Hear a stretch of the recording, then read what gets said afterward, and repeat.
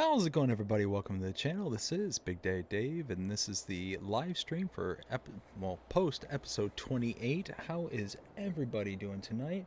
I see Jody's out there, Crimea River's out there, Ryan's out there. How is everyone doing? Let me catch up to the chat because y'all have been chatting in the background without me. I understand. Don't worry. Let's see. Crimea River. Hello, Jody. How's everything tonight? Hot. It's not been a good day. Let's see. Oh no, I hope everything is going okay. Sending you a cyber hug. Oh, that's nice. Jody, I can't play my PlayStation. Don't worry, it went out. They told me they can't fix it. Oh no, Jody, I'm sorry to hear that. I'm really depressed. I can't play FS22. Oh, that sucks. Did they did they tell you what's going on with it? Like why? Like what's like you'd mentioned that was the HDMI plug or something, but what specifically they can't fix about it? Let's see. Ryan hanging out with us at 2:30 in the morning. Thank you again so much. I appreciate you coming out. Been so depressed all day. Oh, I could only imagine. That's a real bummer. That really sucks. Can't wait for 11 in the morning World Cup, England and Australia. Is that the men's World Cup or is it the women's World Cup? I don't follow uh, football, so it's one of those. I'm kind of oblivious as to what's going on. I know the women were playing. I know America got knocked out. That's about as much as I know. One of the wires melted. Oh wow. The women's. Okay, cool, cool. That's cool. That's yeah. Like I said, I'm not too big into football, but hey, if you're into it, man, I'll root for England. Go for it. Let's go.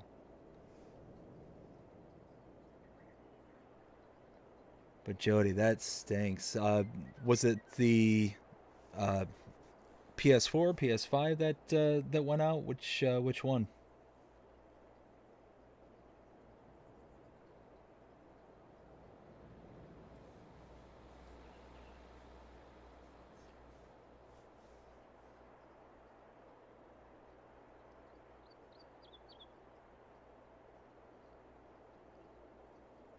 Because if it was a PS4, then potentially, hopefully, you got at least a good amount of time out of it. It's a PS5, then.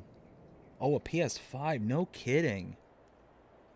Man, those are only like a couple years old. That actually really surprised me that a vital component like that went out like that. That's wild.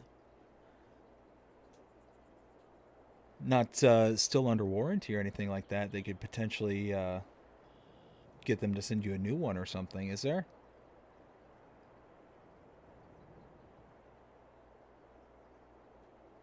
Oh, for sure, for sure.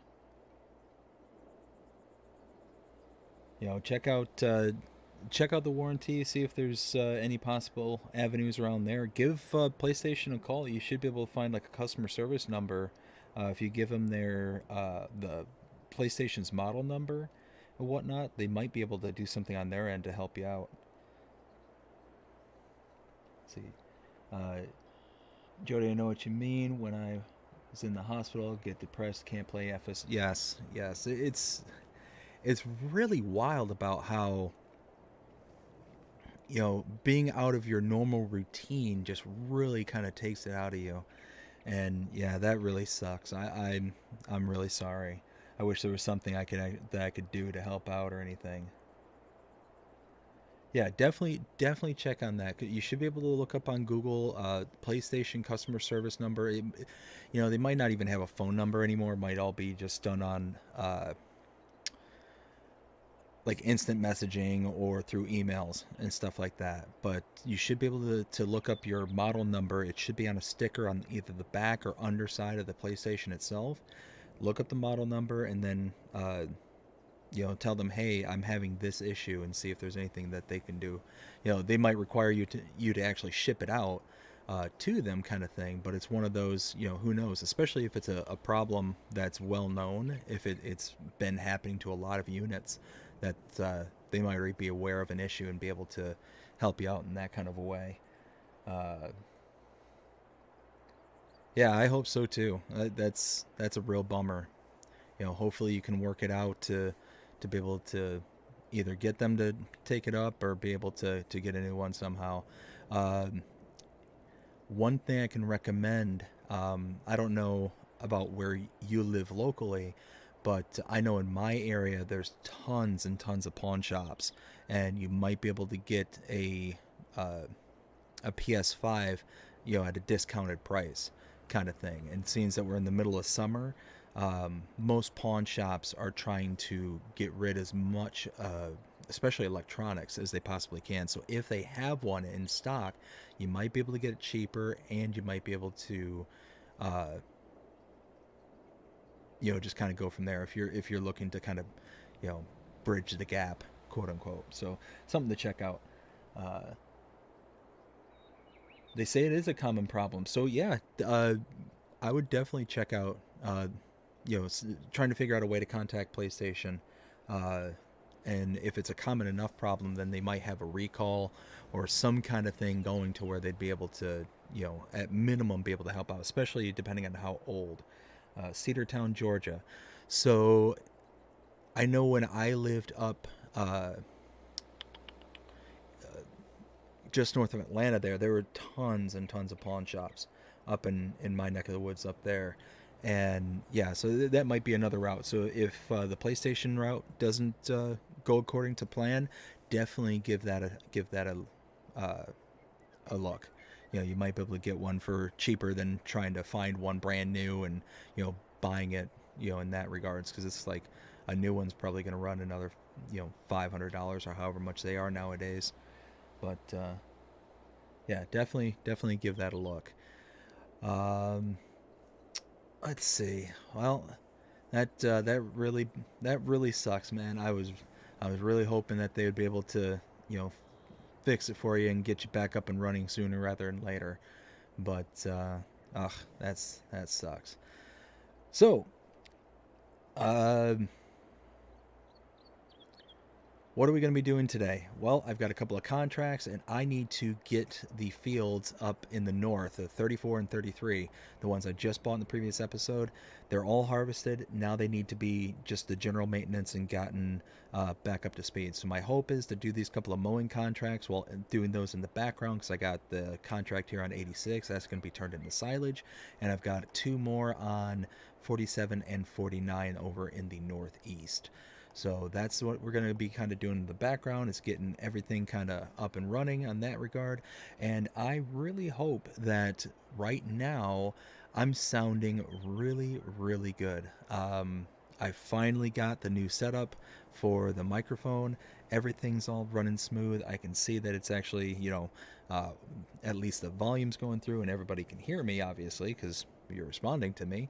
But I hope it's sounding good, that the quality is up there, and yeah, we're getting more and more professional every day. I might not be getting more professional, but at least the setup is. You know how that goes. But yeah, so let's go ahead and fire up the big Krone mower here.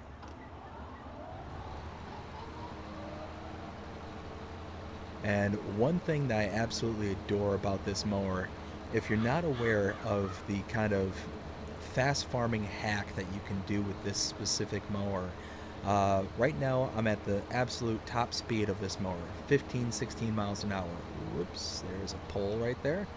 Like I said, my setup's getting more professional. I am not.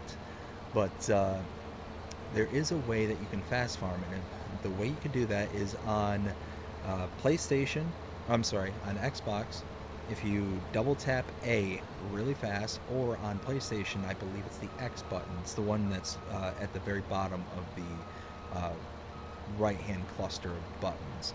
But if you double tap it real fast, it just raises the decks up just ever so slightly, and by raising the deck up ever so slightly, it still registers as it's mowing.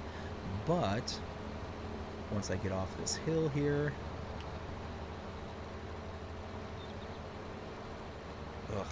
let's see, come on, there we go. 17, 18, 19, 20, 21, 22, 23, 24. Look at me go. You can really boogie with this thing and really get through a field. Now the only thing is that this doesn't work with a worker. So if you hire somebody, they're going to return back to the normal operating speed. But if you're looking to kind of get things done in the background, like what I'm trying to do here, then yeah, this is a nice little option. But of course, you don't have to do this. This is just you know, something that's out there and able to be done if you so choose. I know I was going to show this in a previous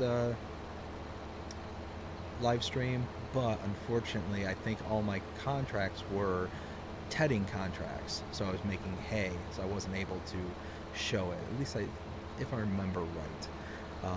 The days have been kind of running into each other here lately. A lot of things have been going on in the background, you know, similar to Jody, unfortunately. It's been, I'm not going to say it's been bad for me, but it's been, you know, kind of bad for people around me, and just kind of been, you know, one of those kind of weeks where things have just kind of, you know, again, got me thinking about things, and, you know, been doing a lot of thinking here lately. It's just one of those, you know, working from home and whatnot, you get those moments where you can kind of, you know, space out and, you know, kind of get lost in your own head. And unfortunately, I kind of do that from time to time. But I just found out that, well, to kind of give you a little backstory, I work for a company, and like I mentioned, I work remotely. Been working for the same company for well over 15, almost, actually going on almost 18 years now. And it's the same company, but it's like through their subsidiaries and buyouts and all that stuff, and everything's just kind of rolled up. Well, recently the company just got bought out once again. And that has led to us being, you know, lumped into a company that is just massive. They're a huge company, much bigger than what we ever were, what we ever could probably dream to be, kind of thing. Well, just recently they started going through all the employees that worked for my business, and they started to do their layoffs, you know, determining what departments are, you know, kind of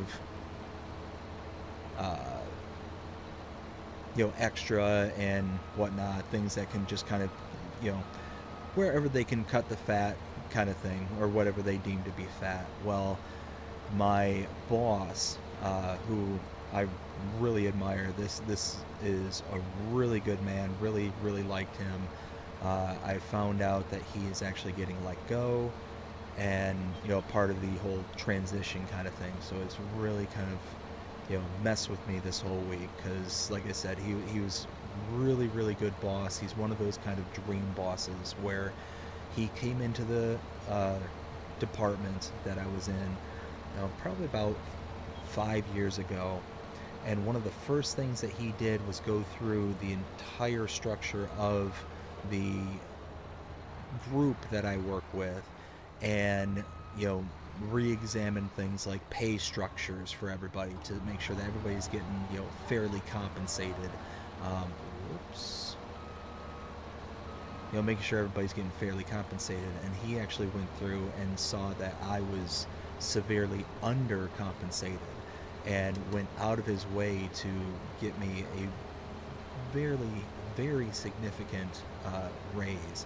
And then also through his tenure, I got, you know, additional perks that I probably never would have gotten, you know, without this person. And you know, I'm a very good hard worker, very dedicated to the company, obviously being there for 18 plus years.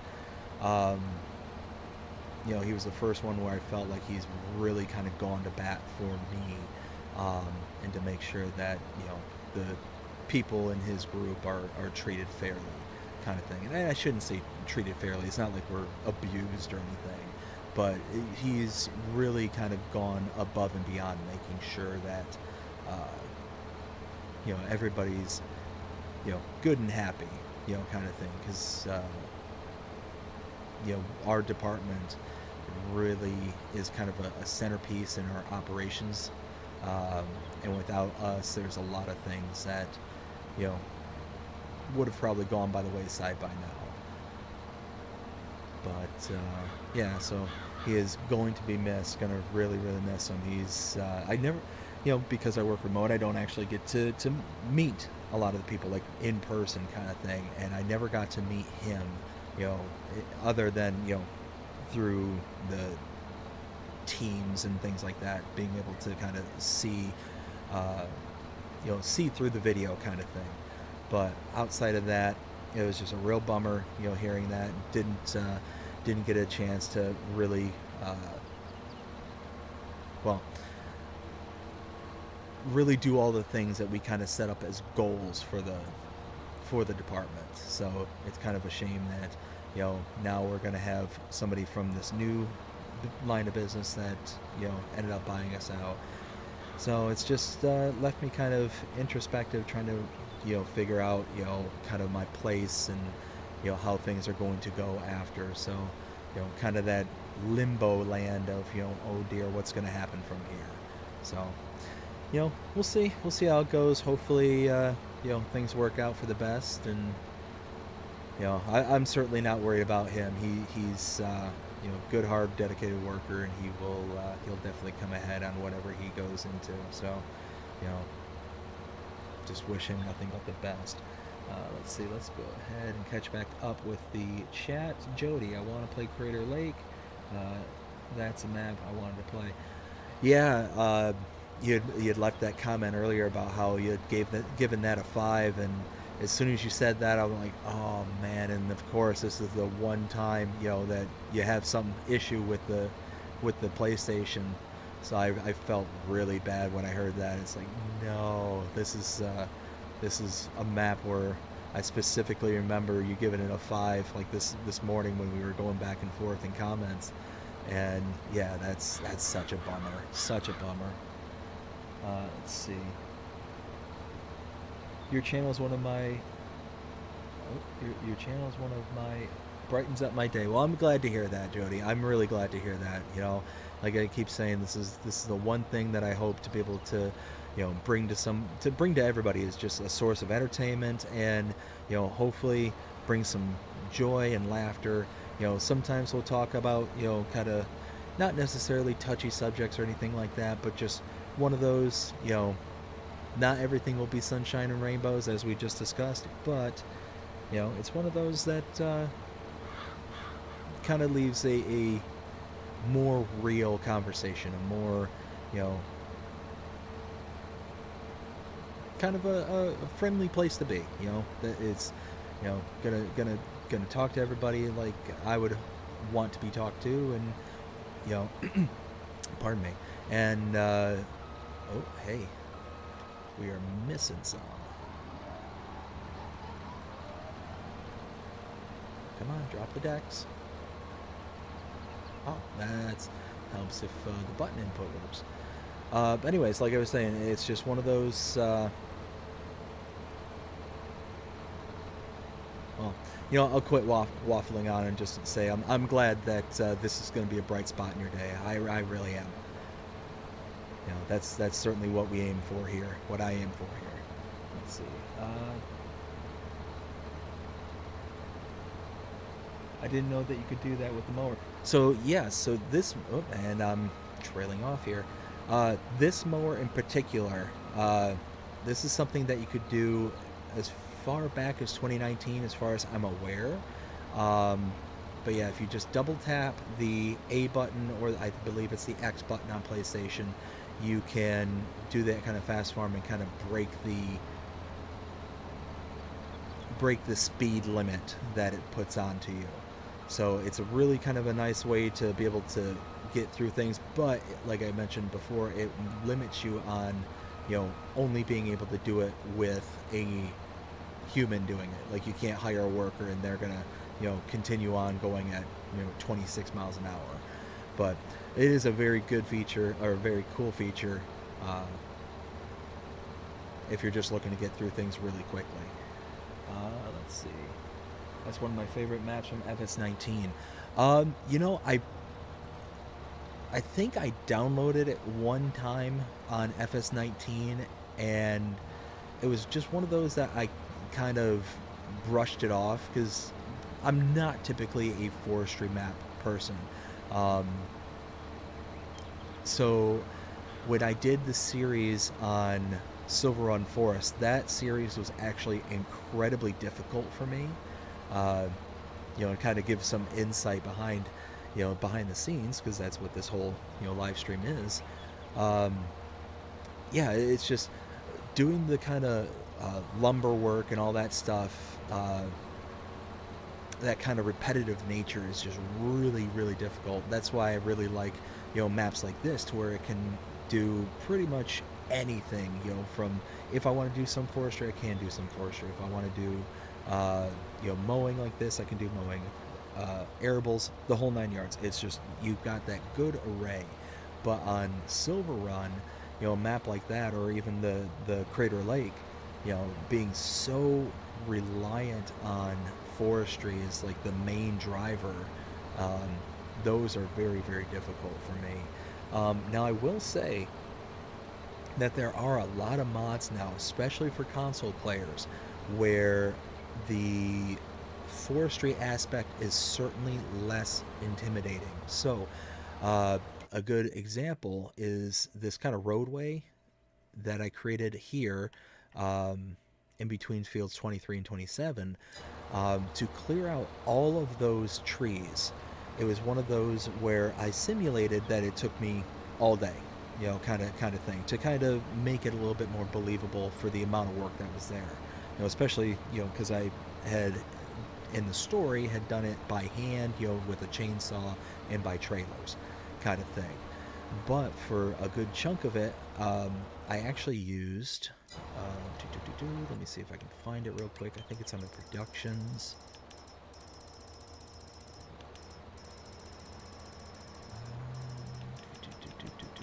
Where is it? I've got so many mods, so many.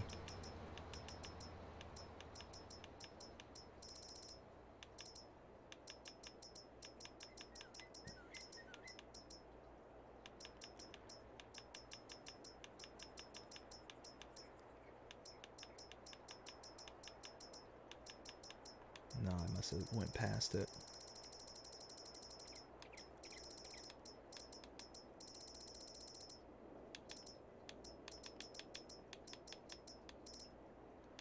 Oh, there it is. The mobile wood warehouse. So this is really nice, because what it is just a little miniature wood container, but it acts as if it's a sell point, or I should say it's pretty much a mobile production point. So it's just intakes wood and allows you to just be able to, cut down something and then immediately sell it. So you can pick it up, it's mobile, like I said, and you're able to just cut, push the button, and it just makes the tree disappear, and it just boom, boom, boom, boom, boom. So you can get lots of forestry done in a very little amount of time, and it holds quite a bit of lumber in it as well. So it's one of those, like, there are ways to make the forestry kind of aspect, for somebody like me, a little bit more quote-unquote palatable. But I know there's a lot of people, it sounds like yourself there too, Jody, where forestry is just like, that's the thing. And hey, more power to you. It's one of those, like, I don't consider myself extremely creative per se, in regards to like being able to take something from scratch and then make it into something that looks, pretty, kind of thing. I think I mentioned this in a previous live stream. And what I mean by that is, it takes a lot of effort for me to be able to go through and place, let's say like a placeable, clear out the area and then make something out of it to where it's not only functional but actually looks attractive, kind of thing. So it's one of those kind of catch 22 moments for me, and that's why I tend to steer away from forestry maps, is because it's so reliant on, not only are you doing all the work of cutting down the forest, but then you're trying to create something in addition to what's there. And I've just never been that good at it. So it's just one of those I tend to avoid. And like I said, the Silver Run map was extremely, that series I did was extremely difficult. It was well outside of my comfort zone. But I mean, for the most part, I think it turned out well. For anybody who's actually seen the series, I think it turned out well. I think it was good, but it really was a slow and steady process, and I was saving constantly. I was always clicking the save button, making sure that if I did something and I screwed it up, that I had a way to be able to hit the eject button, turn around, and just go back into it and retry it, kind of thing. Which I tend to try and do before changing anything on a map, because there's those times where you try to install like a production point or something, and all of a sudden like the terrain shifts like way more than that you're expecting it to, or it just, something happens to where it just isn't exactly the way that you had intended it to come out. So I've kind of gotten into that habit of, whenever there's some kind of production or whenever I'm editing the map, that I just go ahead and boop, hit the save button, and then I'm okay, kind of thing. I always have that kind of fallback. Let's see.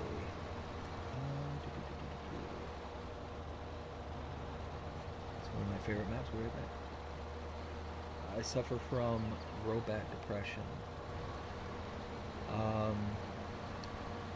not sure what rowback depression is, but I mean, I understand depression, and I mean that really, how do I want to say it? Depression is a battle. I personally have never suffered with it, but I have family who does go through depression, and they're on the antidepressants and all sorts of different medications and stuff, and I see how it affects them, and obviously no two people are alike. So that's I'm really sorry that that's something that you have to go through. And it's things like the PlayStation, and just things in general that can make a bad situation, and then you have the depression that you're fighting as well. It just makes it that much worse. And like I said, just, I'm really sorry that you're having to go through this right now, but it's one of those two, and I don't know how much comfort this may or may not bring, but I truly believe that there's nothing in life that is necessarily too much for us to handle, kind of thing. It's one of those that it feels like sometimes life can get very overwhelming and very hard at times, but I personally feel like there's always those opportunities, always to try and take those hard times as an opportunity to grow and to make something of it, and come out stronger on the other side, and like I said, I understand that with, things like depression or any other kind of thing along those lines, it's certainly tougher. It's definitely an additional challenge, so I don't want that to sound as if,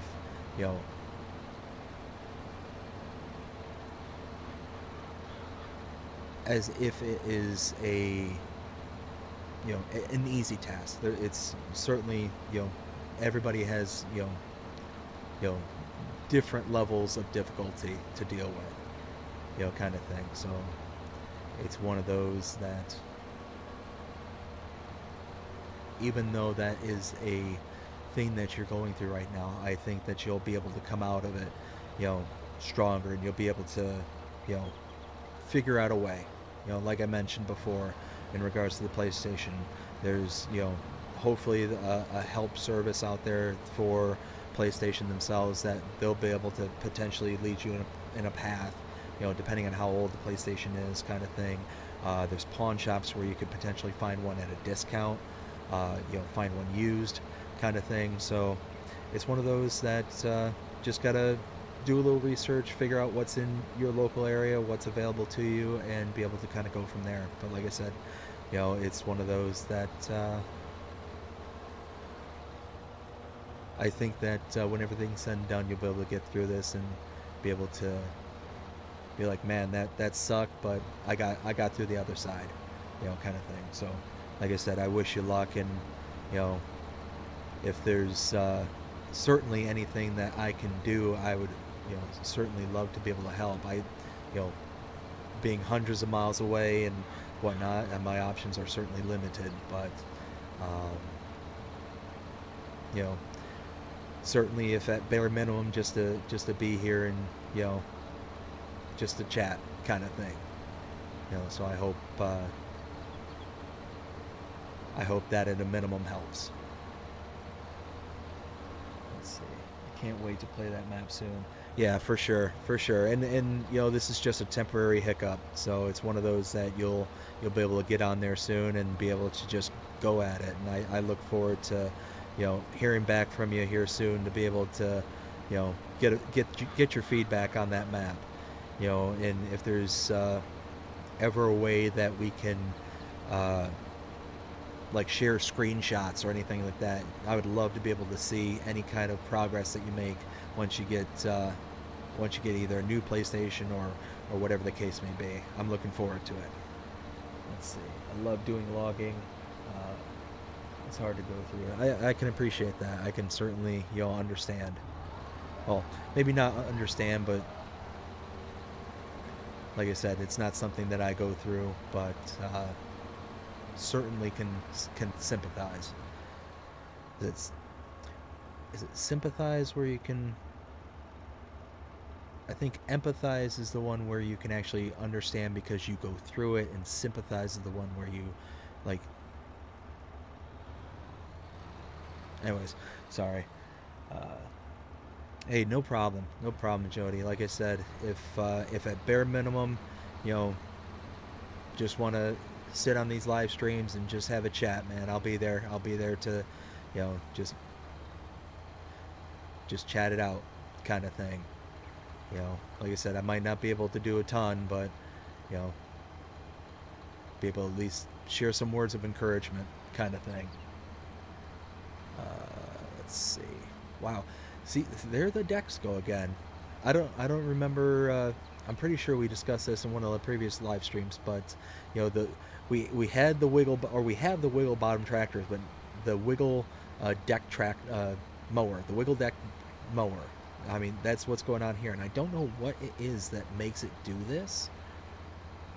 It seems to fix itself the next time I kind of adjust things, but yeah, who knows? Who knows why it does this? One other field that I need to do as well is field number 15. I own the field that the greenhouses are at, and now the straw accessory production point is at as well. And up until this point, I've yet to mow that grass. Don't know why.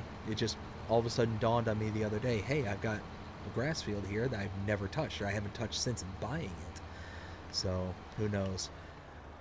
Just kind of slipped my mind, and especially because the only thing that's really over here is the greenhouses, just letting them chug along and whatnot. And it wasn't until I saw built the straw accessories where I realized, hey, there's a grass field here and it's got my name on it. Let's see. How can I text you so I can let you know what I found out tomorrow? So right now all I have are the messages, like through YouTube and whatnot.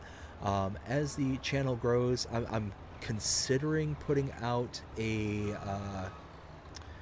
I'm considering creating like an Instagram, Facebook for the channel that's dedicated to the channel, as well as like a Twitter, to have like several different kinds of social medias to where I can either be gotten a hold of, I can send out kind of updates on the channel, and things along those lines. I feel like that might be kind of a good thing to put out there.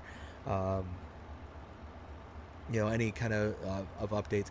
I know like YouTube is really bad about sending out messages regarding uh, going live and things like that, which is the whole reason why I tend to try and uh,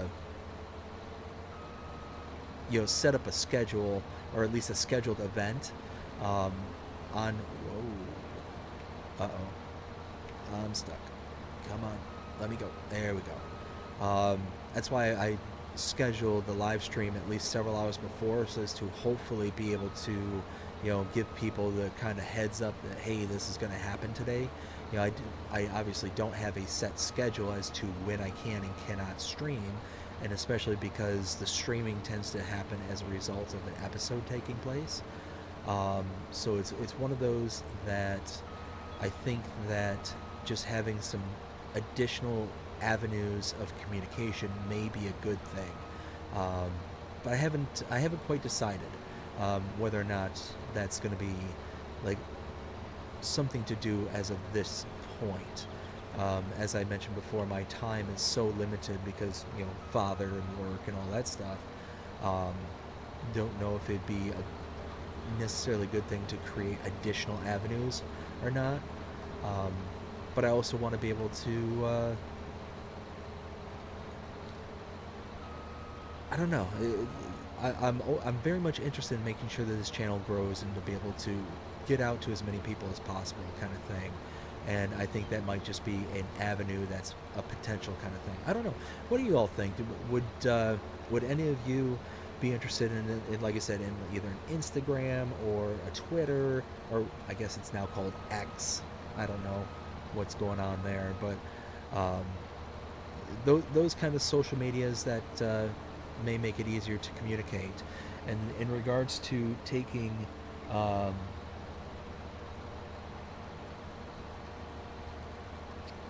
screenshots, I'm not exactly sure how to do screenshots on PlayStation, but I know on Xbox there's the kind of center button in the middle.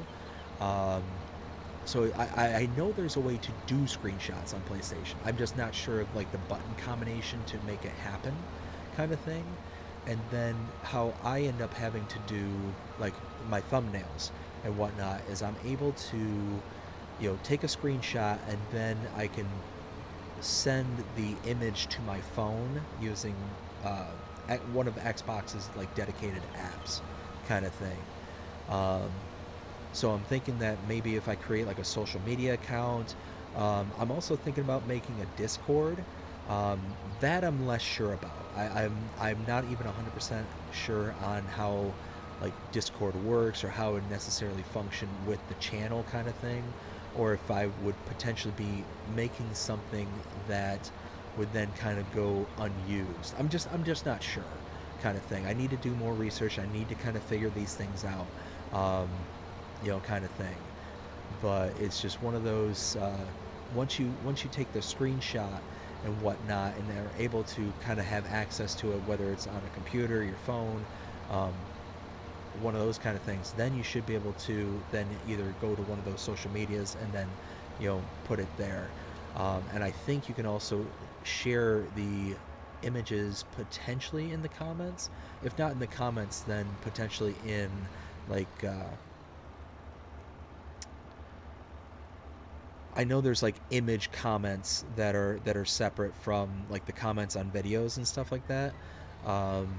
So again, that I'm less sure about. So it's just one of those, there's going to be hopefully going to be options. I'm just not certain of what those options are going to be as of yet. But yeah, like I said, once those become available, should be, should be able to kind of go from there. But yeah, like I said, I would be very much looking forward to being able to see what kind of progress that you make once you get there. Let's see.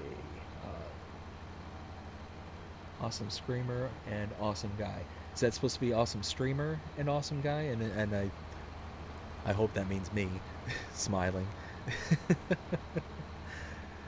But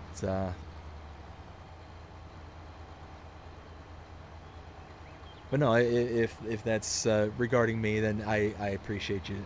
Those are very kind words, and I really do take them to heart. Thank you very much. Um,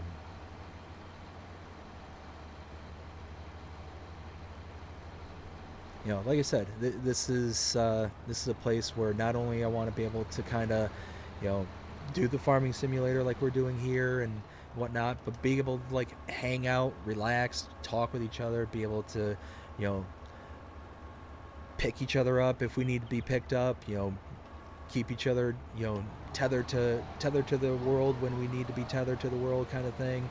It's just, this is going to be a place where we can all kind of come together, have fun, and be able to talk about whatever. It doesn't necessarily have to be farming simulator related. There's certainly going to be some things that are going to be shied away from in regards to this channel, like politics and things like that. I have zero interest in this channel becoming like politicized or anything like that, in any direction, kind of thing. It's, I feel like there's too much of that going on right now. Like I was mentioning in the last stream, too much crap going on in the world, and just need a place to just kind of decompress, and that's essentially what this is going to be. But let's see. I can't wait to let you know how the map goes when I go to play on it. Yeah, I'm the same way. Cannot wait. I look forward to, at bare minimum, just hearing your updates. Through the comments. Letting you, feel free to just message me and just let me know how things are going, what you're able to accomplish, and all that stuff. It's I always love hearing about the things that people are doing on their maps. There's been like Crimea River. She's reached out to me several times and let me know some of the things that she's doing on some of her maps. There's Dust Bunny has done the same thing, and just life in general too. I mean, it's just one of those kind of things that I am just genuinely interested in how things are going, both with some farming simulator and just in general, kind of thing. So let's see, set them up from here.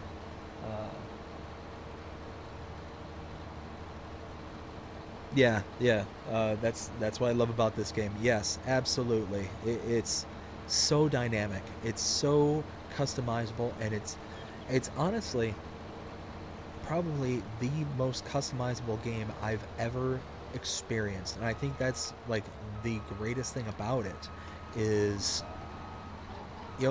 like I was saying earlier, I'm not huge on forestry maps, but you are. So it's customizable in that way. But even in the maps themselves, it allows us to be able to, play to our strengths, enhance our weaknesses, get better about those things.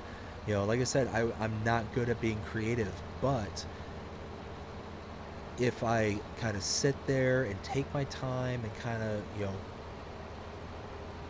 work at things, then I can make them at least, halfway decent or minimum functional, kind of thing. And that's honestly what I excel at personally, is being able to make things functional, not necessarily pretty. That's why when I do any kind of like woodworking or things like outside of like farm sim, as an example, I tend to go off of like templates and blueprints and things like that. Kind of a copy and paste kind of mentality, to when I really want things to kind of turn out looking better than things that I can kind of imagine in my brain. So yeah, no, it's just one of those. It just really speaks volumes to how awesome this game can be. It's just, it doesn't matter what kind of gaming style you have, what kind of mentality you have, what kind of preferences you have. It's just everything is available here.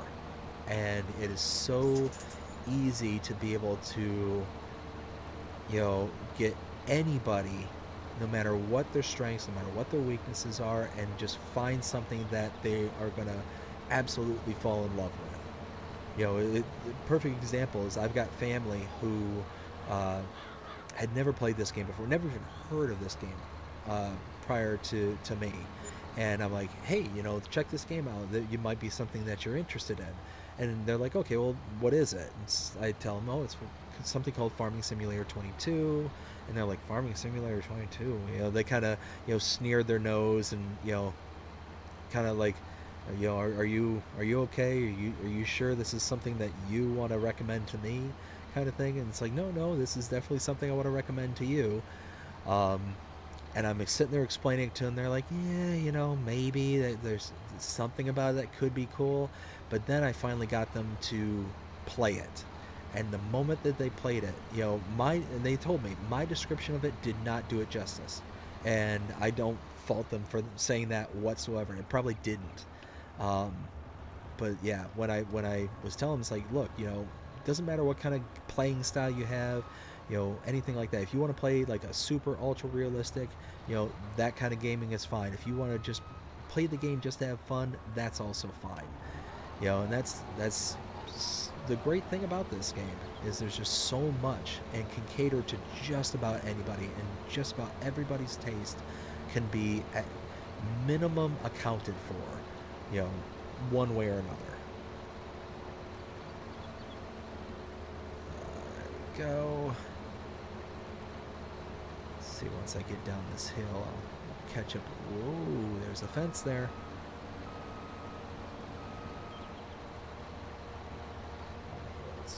Let's catch up. Jody, that's a lot of bad things going on. Yes.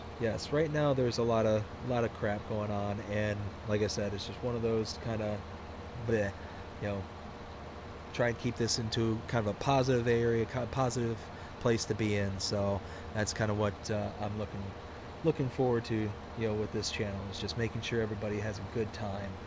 Crimea River, I'm just sitting here tonight listening to you and reading Jody's comments and contemplating throwing this phone against the wall. Oh no, don't throw the phone.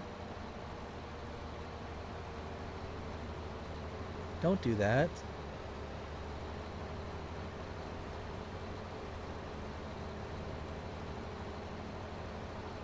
Like I said, we're gonna have a good time. We're gonna turn this around. We're gonna have a real good time tonight. It's just one of those that there's gonna be certain things that happen. Life happens, kind of thing. We will overcome, and we'll be able to do it all together. Oh goodness! And of course, I get pinned up against the wall. Let's kind of back away there. Hey, there we go. Let's see, let's catch back up. Stop Motion Kid, hey! Hello, how's it going, Stop Motion Kid? Thanks for joining us all here. How you doing tonight? Jody, why, what's wrong with your phone? Stop Motion Kid, what do you mean? Jody, watching some good farming.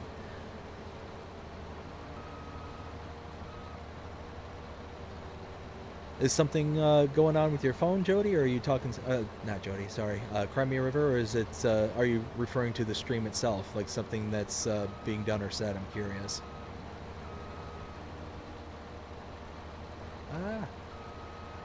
Alright, you know what? Get me away from these fences. I'm just, if it's not curbs, it's fences. If it's not fences, it's something else. Just, this map, I absolutely adore this map, and for those who don't know, this is the Valley of the Old Farm. I absolutely love it, but there are so many things that are just out to get me on this map. It is ridiculous. The amount of stuff I'll either bump into, the curbs will just lunge out and attack me at random. Just gotta, again, it's another thing I adapt and overcome. Just got to be able to just go to it, kind of thing. Oh goodness, but Yeah, so this is another contract. So 49, what is it, 86, 49, and 47 were contracts, but I also completed my field there at uh, the gardens, the little greenhouses there, because that was overgrown and I hadn't done that since buying it for some reason. I still to this moment don't know why. It's my phone. I missed 20 minutes of the live stream because once. Oh no, that's. I'm sorry, Crimey River. That stinks.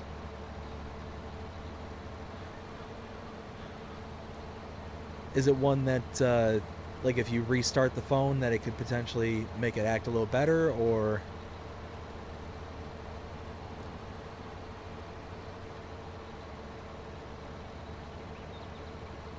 let's see, sorry.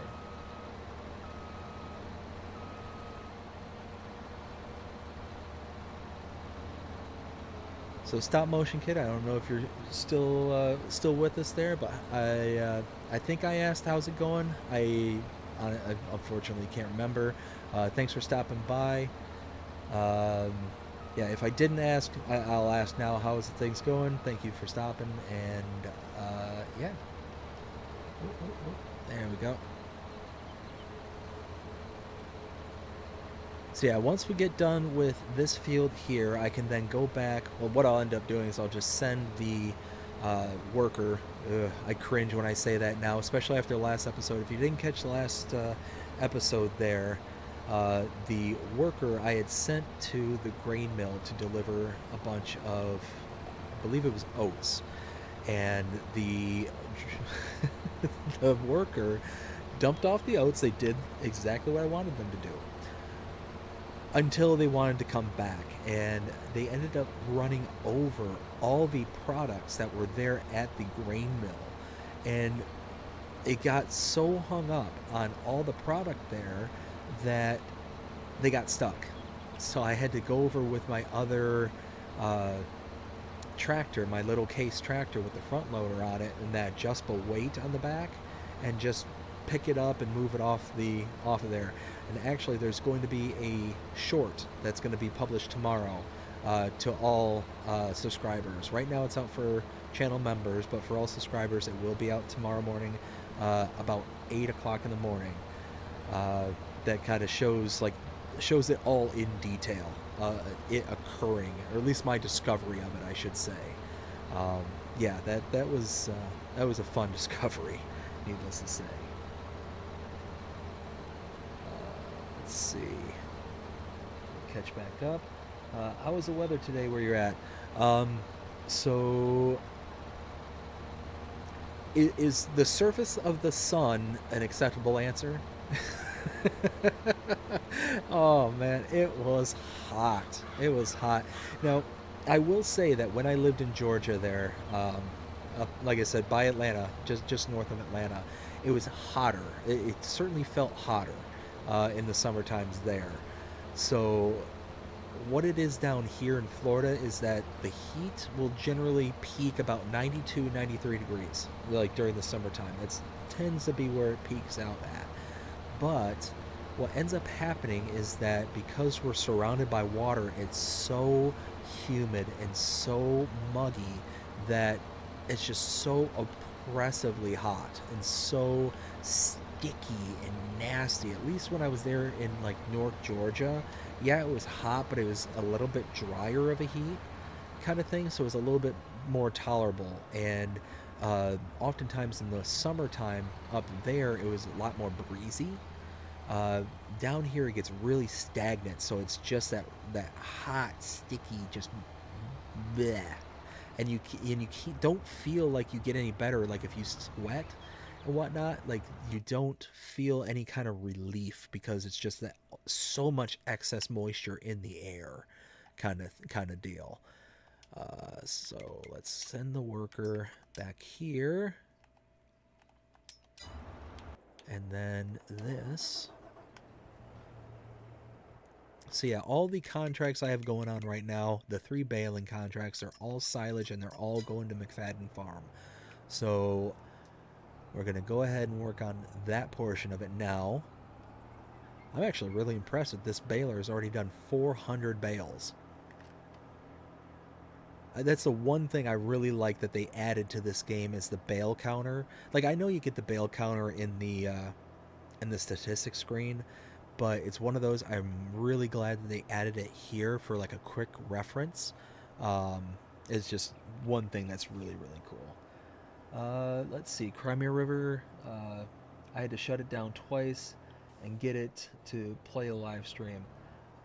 Oh, the Galaxy S9. Yeah, I had one of those. I had one of those a while ago, and it always gave me problems. Um, it was one of those I eventually, because of having so many problems with the Samsungs, I eventually switched to an iPhone, and it was just one of those like I'm not satisfied with the iPhone either kind of thing. There's little quirks here and there with those, but the one thing I used to love about the Galaxy phones is just how uh, customizable they were. Like being able to use like the what is it, the APKs and be able to install things on your own and kind of it was basically a computer. Uh, so if you had like things that you wanted to add that wasn't necessarily available on the Play Store or anything like that, you could still get a hold of them if you had the knowledge of how to do it, kind of thing. So that certainly was the bonus of one of the cool things, and you kind of lose that with the iPhone, which is a kind of a bummer. But uh, because of way things are with life nowadays, I really have no need to have that kind of you know utility with my phone anymore. I used to have to like patch things together with my old Androids all the time. I used to use like aftermarket APKs and all that stuff to install either apps or specific things I wanted on there that wasn't necessarily available on the app stores. Um, but yeah, no, it's now I really don't have those needs or desires anymore. So that's what kind of facilitated the switch. Uh, let's see, Jody. I hate when the phones do that. Yeah, 100%. It's weird too because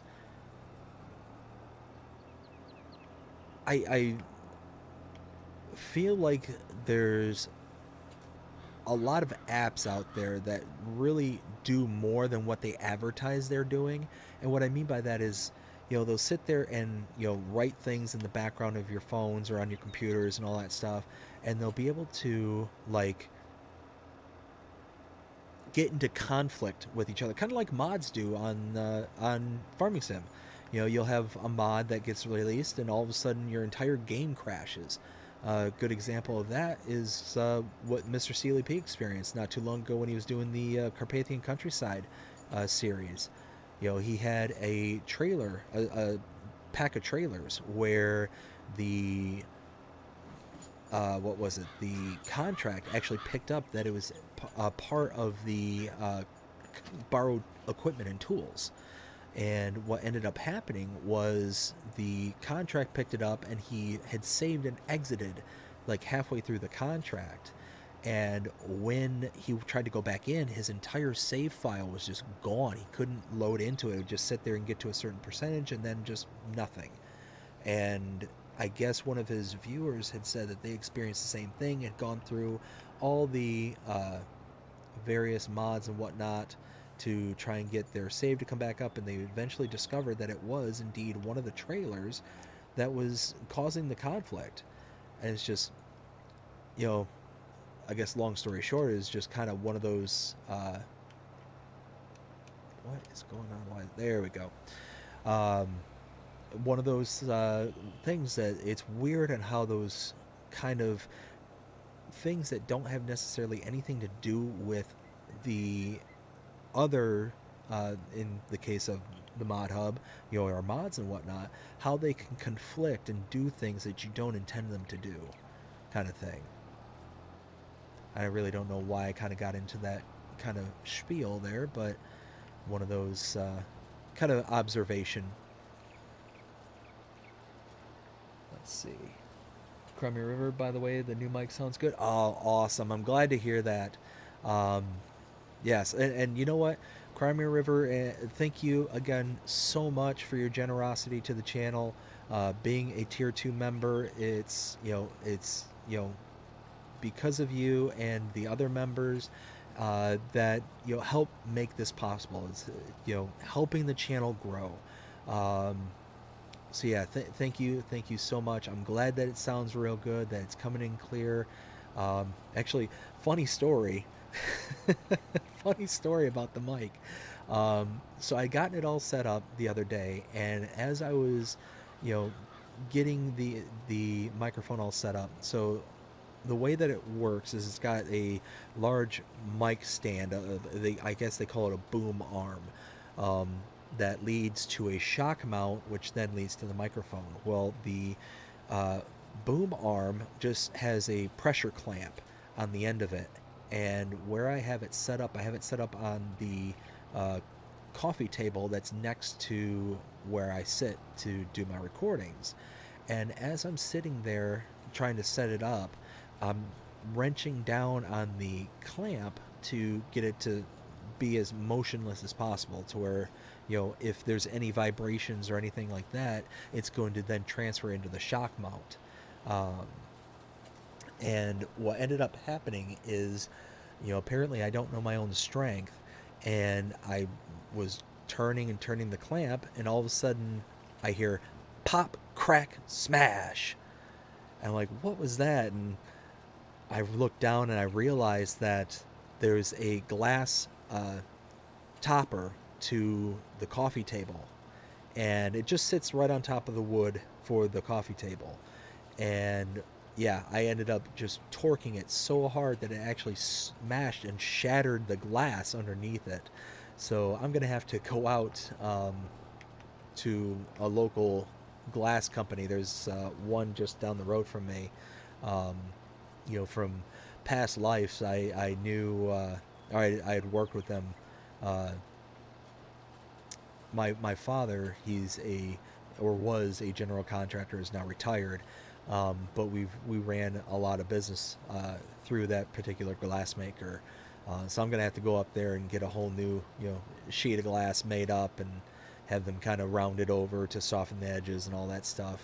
But yeah, that was the funny story about how how the mic kind of backfired on me for ever so slight of a moment. But in the end, I just ended up picking up all the pieces and whatnot, and yeah, now we're here, and I've gotten to use it on a few episodes now, and well, not a few episodes, on one episode, the most recent 28, as well as the 2 map tours that I did yesterday for Crater Lake and what was it, Bareni map, Barenia map, yes, that one.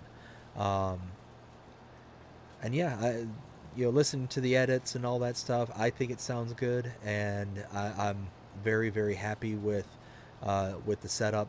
My wife's not that happy with it, because the man cave where I do all my recording,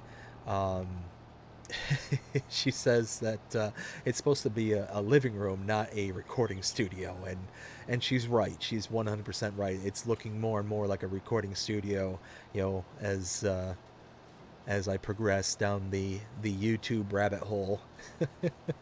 But she's she's so amazing that she completely understands, and she's not happy about it, but she's going to tolerate it. She understands that it's one of those that in order for the channel to grow and whatnot, these kind of things need to happen, kind of thing. And potentially one of these days I'll be able to either go into a different room, or whatever the case may be, and set up like a dedicated space kind of to do the recordings, whatnot. So be able to set up the room kind of the way that I want it, because right now I'm kind of in like I said, I'm in a living room. We call it the man cave because of all the decorations and stuff out here. But but it's a very large room, um, and potentially is a bit echoey kind of thing. So I'd want to, be able to set up some sound disbursement tiles and do things along those lines to be able to kind of again increase the quality, get more professional. Like I said, I personally might not get more professional, but the setup will hopefully with time.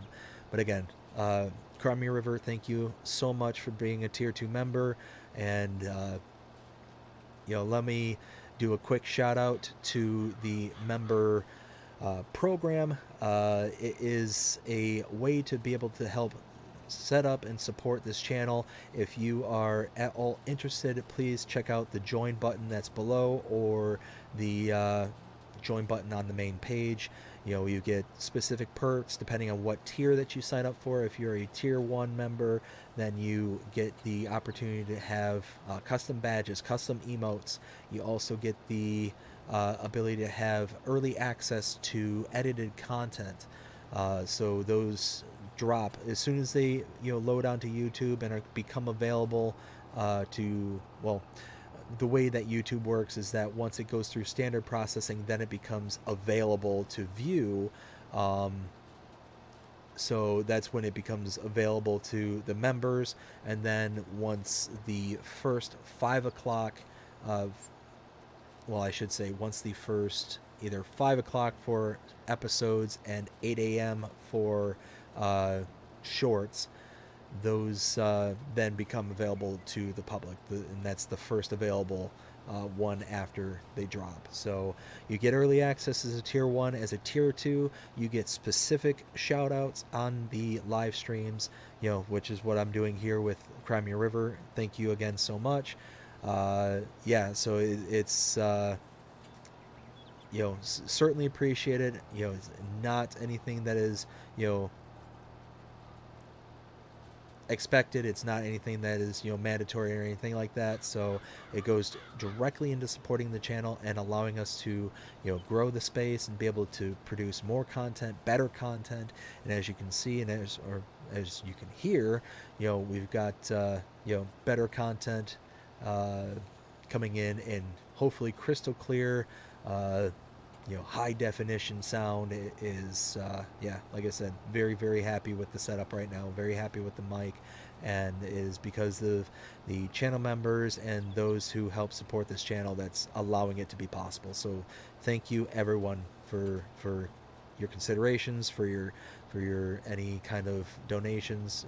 Crimea River also did the $20 super sticker the other day, which again went directly into helping the channel and helping us grow.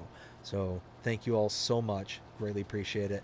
Now that that's said and done, yeah, let's go back to the messages and see what we got here. We got Jody, I got a Verizon wireless phone. Crimea River, how is that phone? Ouch. Jody, this is awesome community. Thank you so much. That's, like I said, that's what I'm striving for this to be, is a community, some place where we can all get together and be able to have some fun, whatever that may be. So yeah, I'm glad that people are enjoying this, enjoying the content, enjoying the community, enjoying the kind of space on the internet that we are creating right now. So very, very happy about that. Crimea River retracted a message, and then you're so welcome. Again, appreciate it. Thank you so much. Jody, I'm trying to join the membership this week. That would be cool. Hey, Jody, I would greatly appreciate if you can. But again, like I said, it's nothing that's mandatory. The perks are, set up in a specific way to be able to not be, exclusive kind of thing. They're meant to be a specific thing to where if people are feeling generous enough and they want to help support the channel, then that's great, and I greatly appreciate anybody and everybody who does. It's one of those that I have big hopes and big plans for this channel. I want to be able to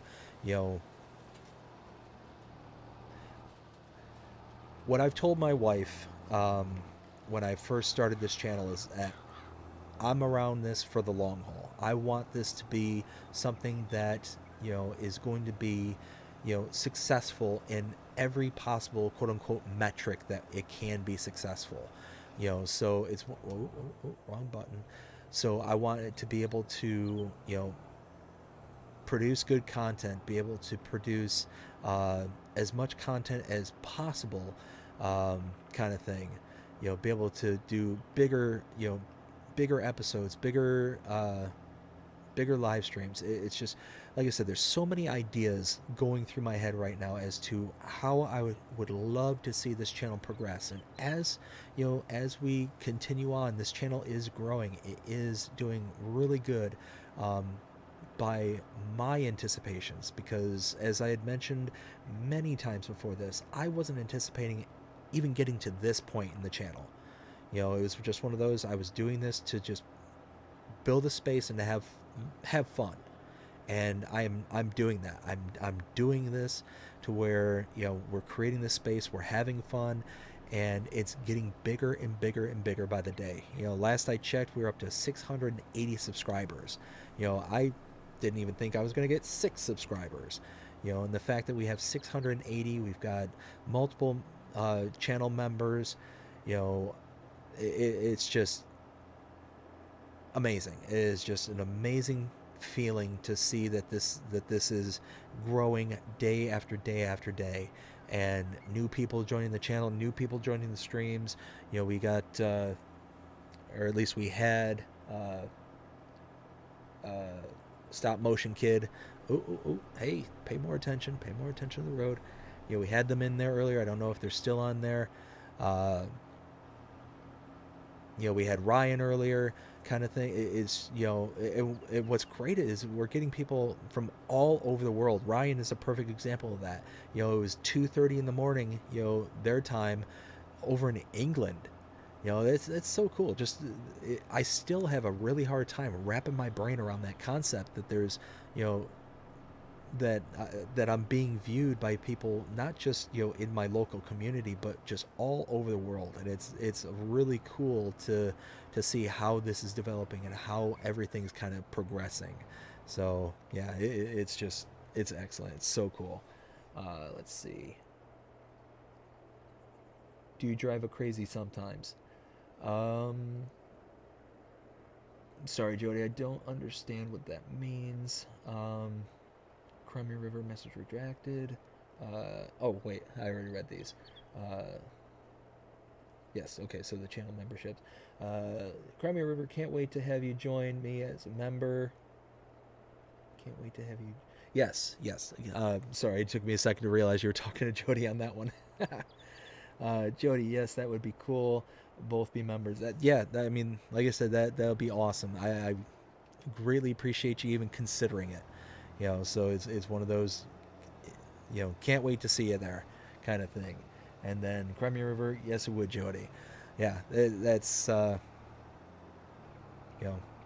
like I said, I greatly appreciate everybody and anybody who's willing to sign up for the members, who's willing to contribute, to the success and the viability of this channel. It's great. And it's one of those, like I said, it's one of those that I'm around this for the long haul kind of thing. I'm not just going to, up and take off one day, barring any like world-shattering, world-ending kind of things. I do this, after my daughter goes to bed at night, kind of thing. So this is like on my time, which is why I do this specifically at the times that I do this at, kind of thing. So it's the kind of time that I can have to, be able to do these kind of things.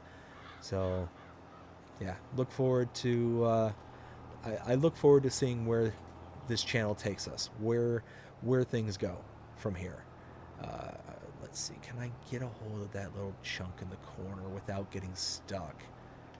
Oh, Nelly. Maybe. Oh, I think I did. I think I got it. Nice. Sweet. this field is so tight that it gets a little difficult sometimes, especially once you start dropping bales behind you. Oof, it's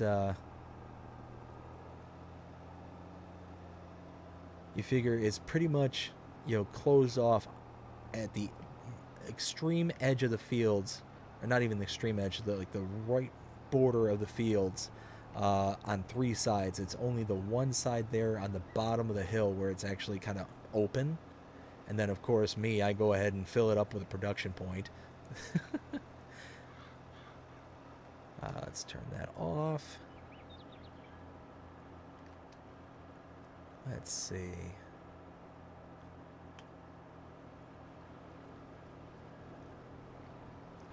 So I think what I'm going to do after this, after baling the rest of these, I obviously got to go pick them up. I got to take them all to McFadden Farms, which is really nice because it will limit the amount of back and forth. Well, not back and forth, but limit the area in which I want to go to. But what's also really cool is because I have the bale chipper now, I'm basically taking, instead of getting paid for the overage that the bale contracts produce, I'm taking whatever overage now and putting it into the bale chipper. And for the most part, I've got processes set up for every single one of the bale types that will produce something down the stream. So I set it all up to distribute, and then it's just feeding into things. So I've got all that straw that's in the bale chipper, and I load that up and have it distribute out to the straw accessories. I've got the silage that's in there that used to be all at the main farm. All that's going to the acetic acid plant right now. So making tons of acetic acid, and I've got tons of compost. That's something else I might actually end up doing in this live stream, is I've got tons and tons and tons of product that is just sitting around and could be used for other things. So I might actually go through and start getting those kind of collected and up and running, and getting paid for them, because that acetic acid plant, although it doesn't produce a lot of acetic acid, it's kind of slow in that regard. It produces quite a bit of compost, quite a bit, and compost is actually pretty decently priced. When I was first kind of humming and hawing about installing that, I was kind of looking it over, and the acetic acid by itself, if that's all it produced, would not be worth installing that mod at all, just because you don't get paid well enough to really make it worth your while with just the acetic acid. But because of the compost and the volume that it produces as a byproduct to the acetic acid, it is actually a really big moneymaker, a really good moneymaker. So it's based on my calculations, the acetic acid is actually, you get paid less than if you had a similar volume, and considering the kind of conversion factor to the silage that you're putting in, and it is strictly because of the compost that really kind of pushes it over the edge and makes it really a good investment. Let's see. Crummy River. Oh, I wanted to tell you that I have a flying tractor episode yesterday. Oh no. I was haying field 83, took down the fence before mowing, then parked the trailer on the dirt road. Oh no, so you did the same exact thing I did. Oh no. Oh, it is quite a sight, isn't it? So I had made mention on the it was either the last live stream or the live stream before, when I was talking about that happening to me. I'd mentioned that I actually recorded it. I actually had it on video, but I was going through, I was actually having difficulties loading some of the content for the channel. Just some stuff wasn't working the way it was supposed to load. And after, taking probably about a day and a half to get everything to finally get to where it needed to be. You know what? Why am I? You know what? This is fine. I'm almost done anyways. didn't I ended up deleting a bunch of files. Well, what I didn't realize is that by deleting those files, I didn't make the edits I needed in order to do the shorts to show what happened to me. And yeah, I ended up losing it. I tried to find a disk recovery to be able to try and save the file, but the file in the deletion was corrupted and couldn't be saved. So I had mentioned how I was going to make a short, and I intended to, but through well, through harsh actions, I'll say. I won't use the words I was going to say, but through rash rash actions, I ended up deleting the file on accident. So I was kind of bummed out about that because I was really kind of looking forward to putting that one out there. But I mean, it is what it is. You know, I can't be too sad about it. Let's see, last pass here. Let's see, Crummy River. When I turned around, the tractor with trailer were nowhere to be found. That's exactly what happened to me. That is literally exactly what happened. I did find my mower over the larger field, found the trailer, but buried it in the field, tractor straight up, air going nuts. Yes, yes, 100%. Just flying around. And like and that's what's wild is like it wasn't returning to Earth. Like mine was just literally just rocking around, like twisting and bending in on top of itself.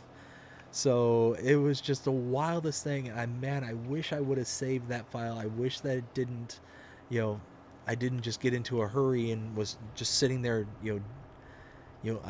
it's one of those, when you kind of get into the zone and you're like working on things, but you're trying to like do them really fast.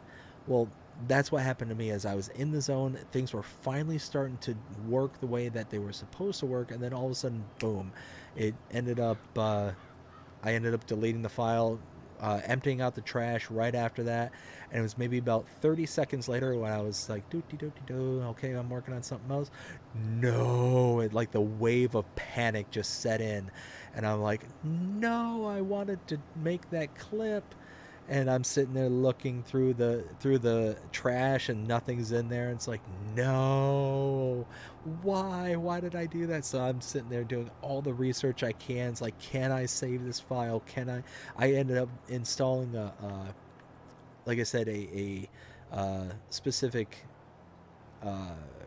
data recovery app, and yeah, the app just wasn't able to save it, and I was so disappointed. I was so bummed out. It's like, no, and I even told everybody I was gonna make it.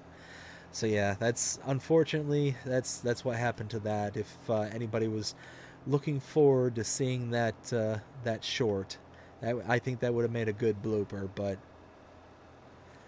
oh well.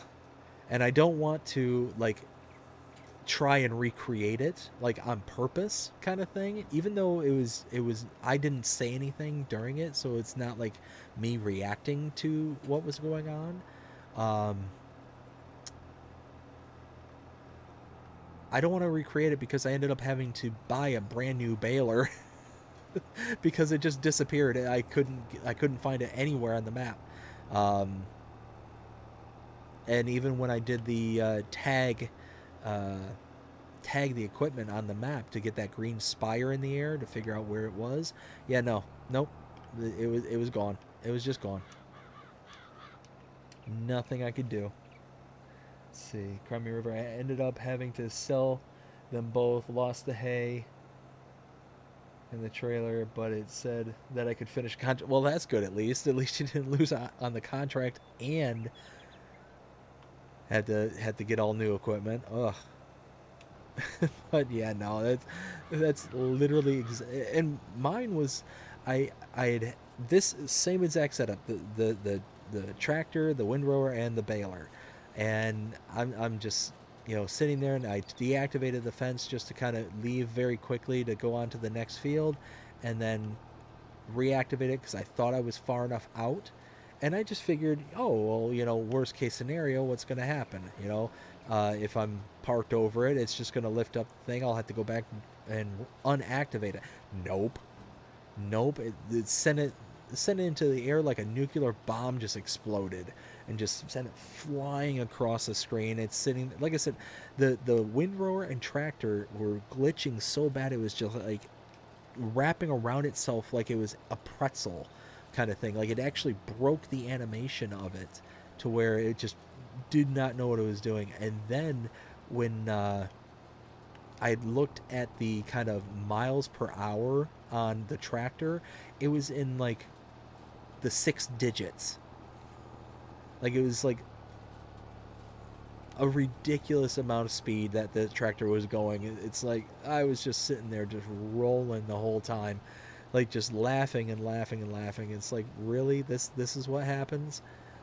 And then on top of it, like shortly before that even happened, before I had experienced this, I had watched a short from Farmer Cop, and they had not something similar per se, but the kind of mile per hour short that they did, to where they had a piece of equipment and it got into like it started off at like Mach 1, then got to Mach 2, Mach 3, and then all of a sudden it was like 30,000 miles an hour, 40,000 miles an hour. You know, it got up to like some ridiculous number, and he's just giggling like a small child. And you know, of course, it's making me giggle because, like, you know, I found it hilarious. And then there's somebody else you can hear them in the background of like their video kind of thing, and what sounds like it's coming through the background of their mic, and they're just sitting there just laughing hysterically as well. I was having a good time with it. I believe that's what I did also, parked too close to the fence. Yep, that sounds about right. It just, you know, you got right just far enough onto it to where as soon as you activate it, it's like a springboard, like boing, and just sends you hurtling into space. Let's go ahead. Nope. Nope. Button. Who's got the button? There we go. Oh, hey, there's little patches right here.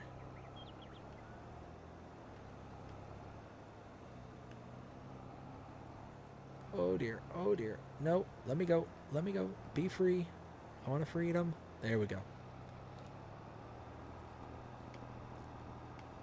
All right. Well, I mean, let's see how this all works out. I'm going to take the tractor back down to the... Oh, there's more. Pick it up.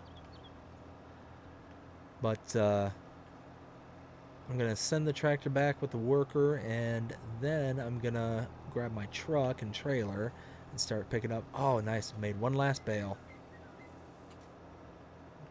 One last bale. Gotta love it.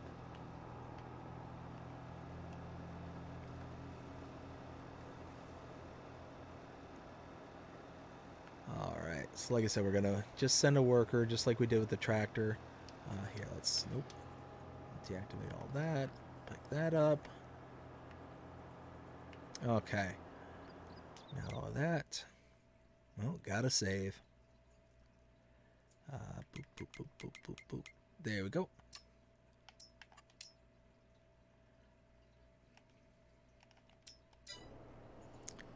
Alright. Wiggle, wiggle, wiggle, and go!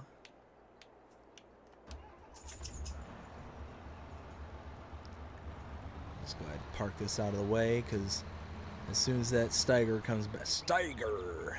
As soon as that Steiger comes back, then we'll have some issues, I'm sure. There we go. Let's grab the truck right there. Ooh, I've got to get this repainted. Look at how... Ooh. Can you tell that I use my tools?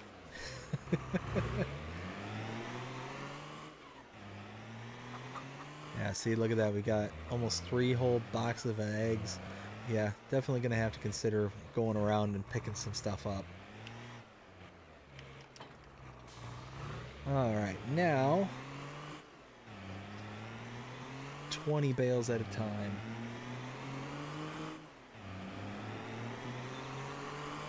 Let's see, grab me over. Yes, I can.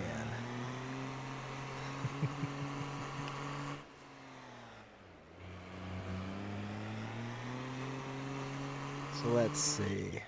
Pick up these bales. See, I don't know what I want to do more. If I want to start picking up the stuff there at operating position. There we go.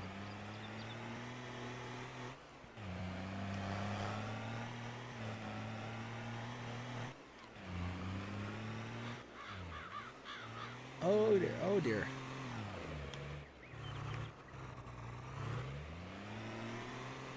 Alright, once we get all these picked up, we're going to start taking them over to McFadden Farms.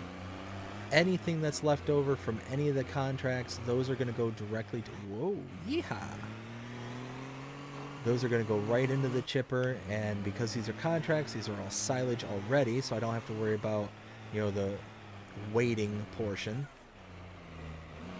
So apparently we're playing bumper bales. Like, we're not picking them up, we're not going to deliver them. No, we'll just see how many bales we can hit with my truck. Oh, goodness.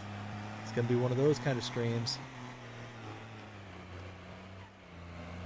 Oh, hey, we're maxed out. There we go. Let's take this up to McFadden Farms. Thankfully, McFadden Farms is not too far away from a delivery point aspect, so we'll be able to, you know, get there, get back kind of thing.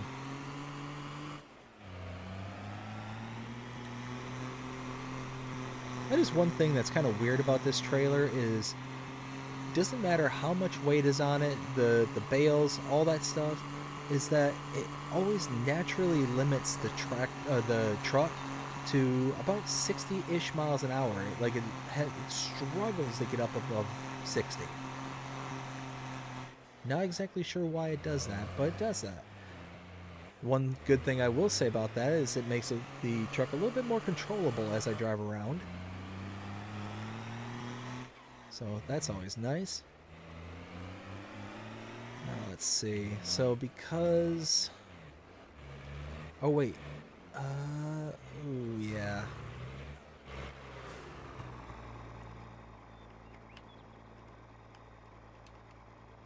Oh dear, oh dear, oh dear.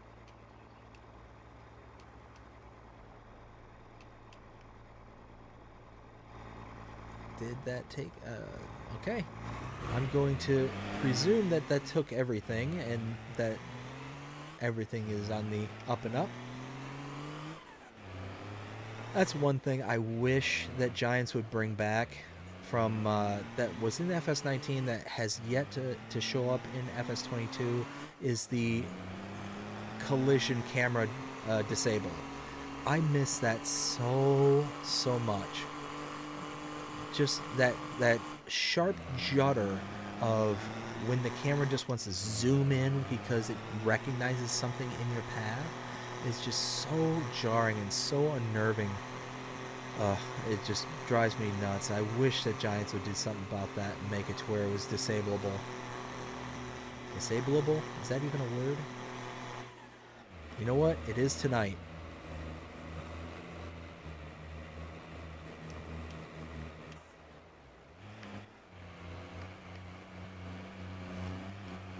And why is it a word tonight? Because just because. Why not? We can make up words, can't we? I mean, we got wiggle bottom tractors, wiggle deck mowers. I mean, let's just make up things whole cloth now. Let's just start from scratch with everything.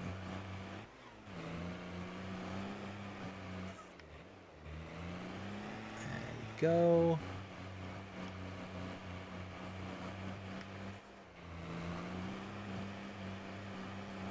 See, I have a feeling that this one contract alone, this one field has enough bales on it that is going to complete all 3 contracts. I don't know why, I just have a feeling. I just have a feeling. Let's see. That can be frustrating. Yes. Yes, it can. Sounds good to me. Hey, as long as we get some approval, then we'll go from there. We'll just start making up words, and I mean, It kind of seems like a pretty common thing nowadays. There's things that get made up from out of whole cloth, so why not? Let's start doing that ourselves. Yeah, wiggle bottom tractors, wiggle deck mowers. We got oh, bob and weaves. They can move.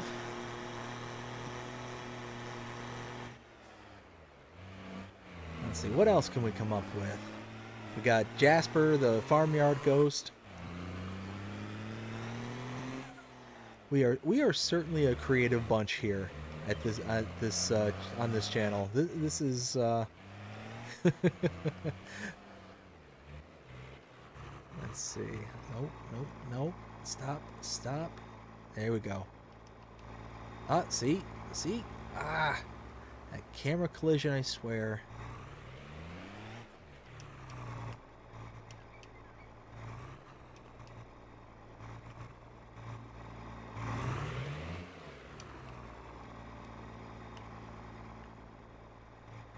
Okay, so... Oh, wow. So, yeah, we already completed contracts 86 and 47. So, yeah, I think we're going to make, on that one contract alone, from that one field, we're going to have all the bales covered for all 3 contracts. And you know what? I think we might even have a little bit left over when everything's said and done. Oh.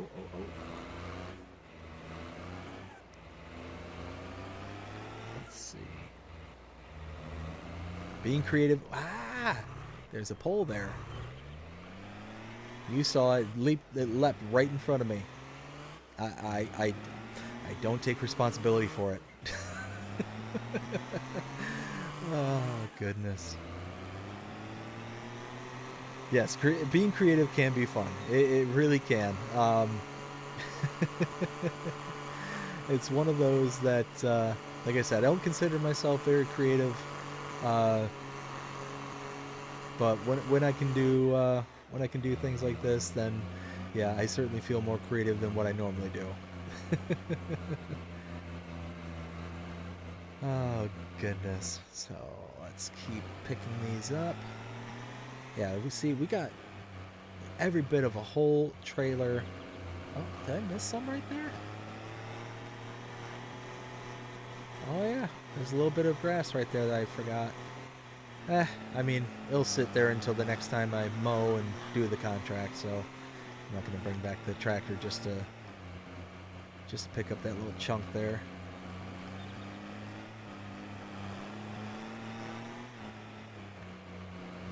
I always forget just how large this field is and how much product actually comes off of it. Oh, hey, no, whee!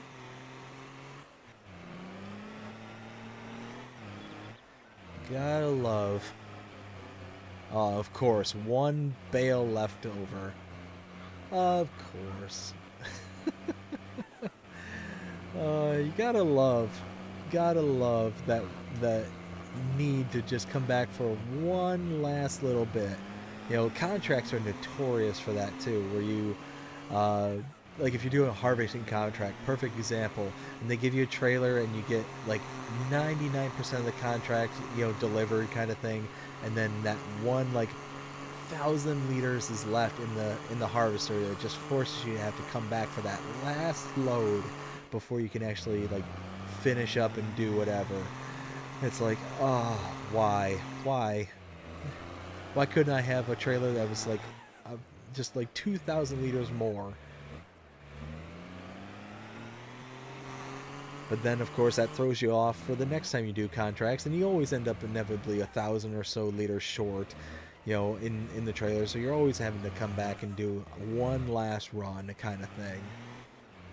All right, now we're gonna go easy on this one.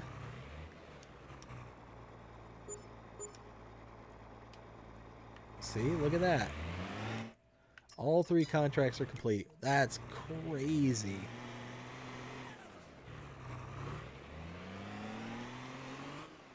All 3 contracts and almost a full trailer just from this contract. The rest of the bales are all mine, and they're all going right to the bale chipper. Every single one of them. Oh, this is cool. I love it. Just love it.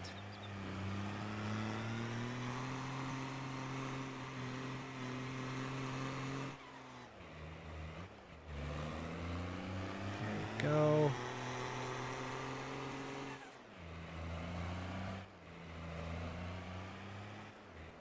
All right, bale chippers right there.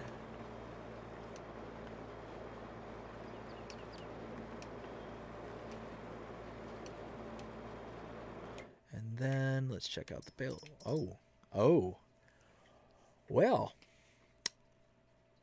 that needs to be emptied. And yeah, we're gonna have to get some product out of there. Whew, oh wow. Can you tell I've been kind of letting this go for a while? Gonna have to. What is going on here? Am I out of product? Oh, that's the oats. Oh, I am out of product here. What do we got here? Wow, 124,000 liters of flour, 135,000 liters of chaff. So that's something else that we got to do too. Is we've got to get a.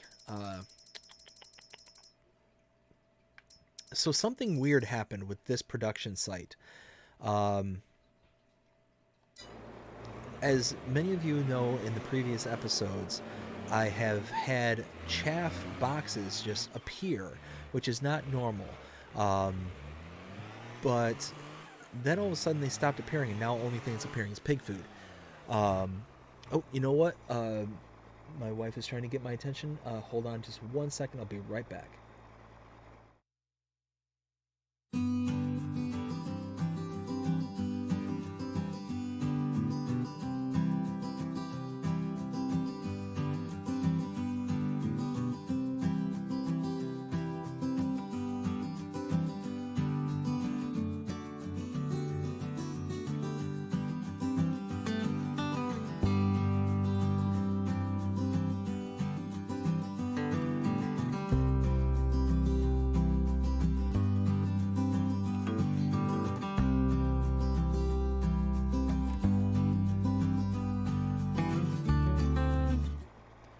Alright, so sorry about that. Wife was letting me know that she was going off to bed and came and wished me good night, so wanted to wish her good night myself and all that. So, what was I talking about?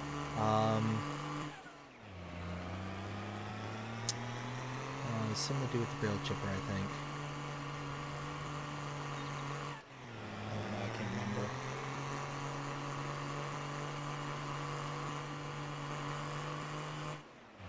Let's see. Once we get this last bale, I will catch up with the comments and see what everyone's saying so far.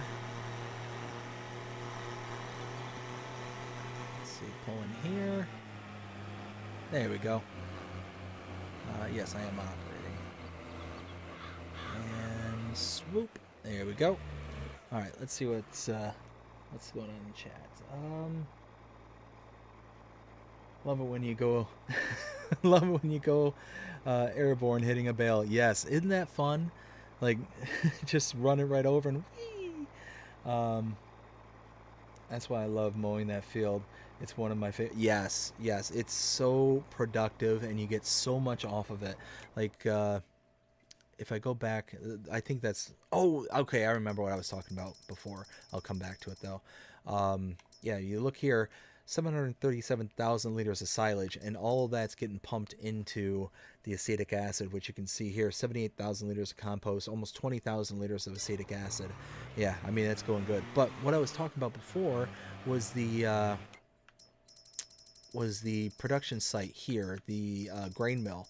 So it was producing chaff boxes, and for some reason all of a sudden it just stopped. It stopped producing chaff boxes, and now it's only producing pig food boxes. And I thought maybe it was because I had it on distributing or something. Nope, it's just not producing it. But there is an output section on the side. One of the pipes has an output, and you have to have one of the belts to take out from it. So that's what I'm gonna do. I might even do it in this episode or in this live stream, just because it's not something that's like integral to the story. So I think I can get away with that, and that way I can get all that chaff out and get it loaded into the bunker silo. So, I mean, eventually we're going to get to a point where I'm not going to be able to keep adding things to the to-do list in this, and going to have to kind of pick it up from, you know, either next episode or the next live stream kind of thing. But I don't know. We'll see. We'll see how far we can get. So now we're going to go over to the next. Oh, wait. Turn. Stop. What am I doing?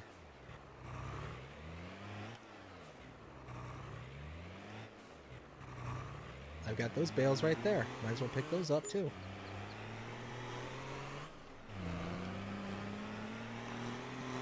Almost forgot about those.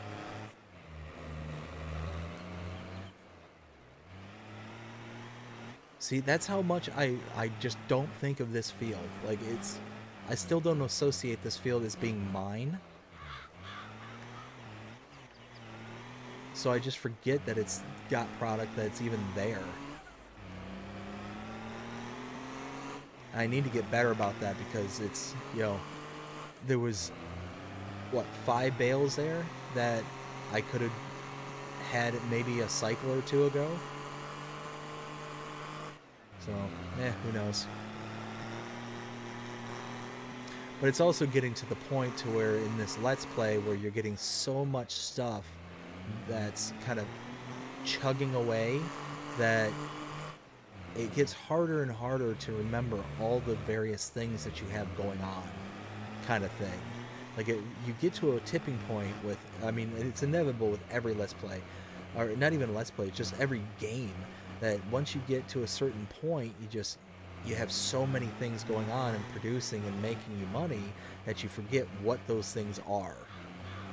And eventually you know, either let it lapse or you let it kind of max out to the ability to produce more. Like, it's just, you know, kind of, I think, part and parcel with the game. Alright, now, whoa, Babadoo.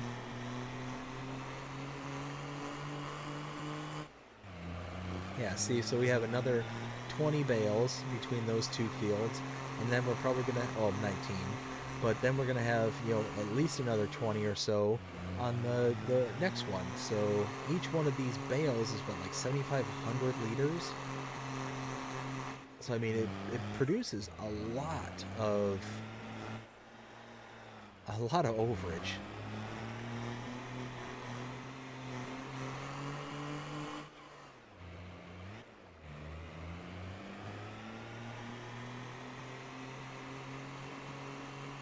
See, I'll catch up with the chat once I stop here. There we go. And boop. No collisions. Alright, and that puts us where? There we go. 780. Wait, what? Wasn't I at 781?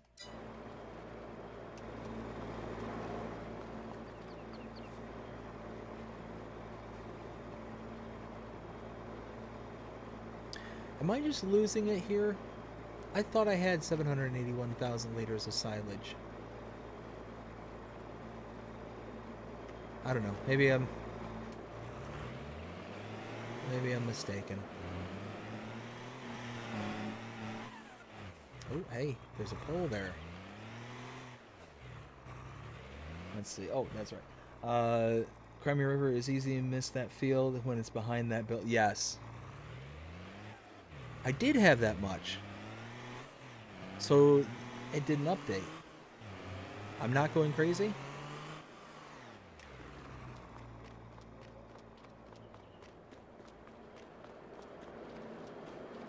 It's not loading in here, is it? Wait a minute. Oh, it's the top of the... Okay. Oh, whew.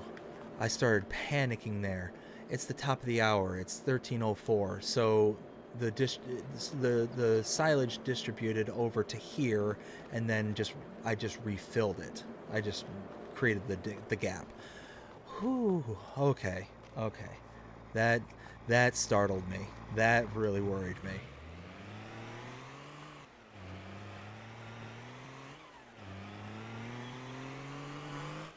I'm sitting there thinking, no, I just lost all that silage. Why? I could have gotten paid for it. But no, that makes more sense. But just to make sure, because now I'm feeling a little paranoid, I will go ahead and pick up another load and then get a before and after, just to be safe. Because ooh, that would have been devastating.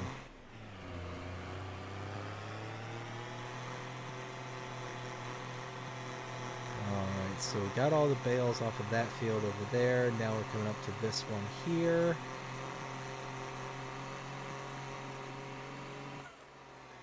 There we go.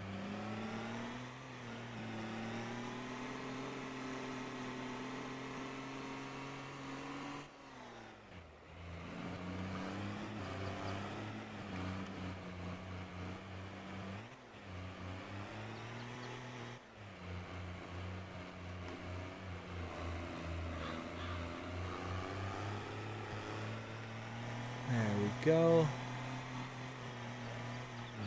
Zipping around the field.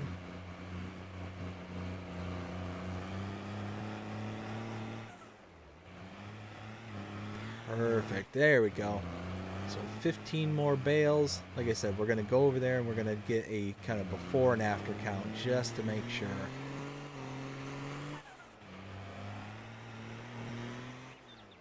Like I said, there's no way that acetic plant had over 200,000 liters before. I think it only had like a 20 odd thousand or something like that. It wasn't much. So now that it has like not triple digits, but you know, 6 digits worth of product, and I'm fairly confident it's because the top of the hour just shifted.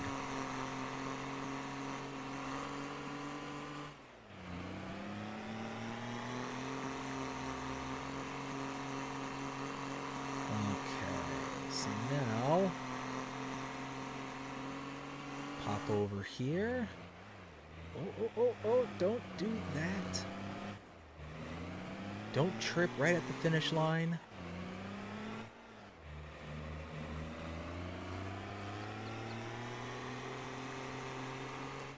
You know what's funny is I was watching something the other day on YouTube. I think it was Fail Army. I could be wrong on the source, but all right, here before we get into the story.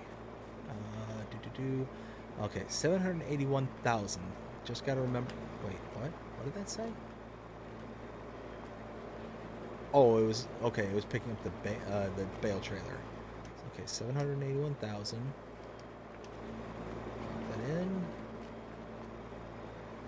Okay, 894. So it was taking it. It just had to have shifted over here. That's yeah. Yeah. So okay, so I was watching Fail Army, and I mentioned tripping over the finish line. That's what kind of reminded me of it. Where am I going?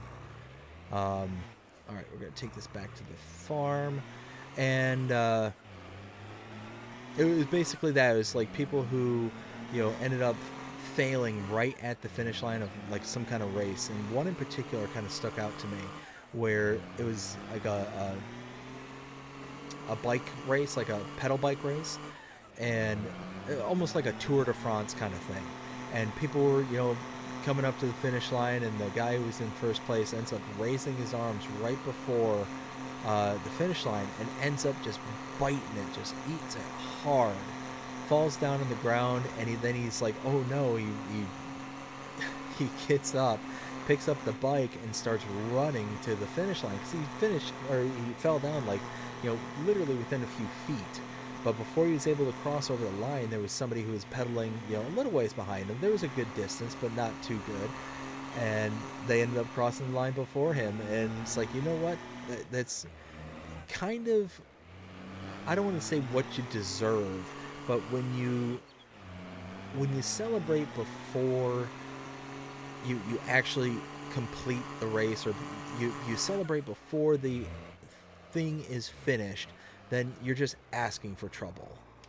You know, and anybody who plays in sports, that's the one thing that, you know, that you're told is don't, you play to the whistle. Like me, I used to play hockey, I played football, you know, all sorts of different sports growing up. And it's one of those, like, you're told, you know, don't, you play to the whistle, you don't stop.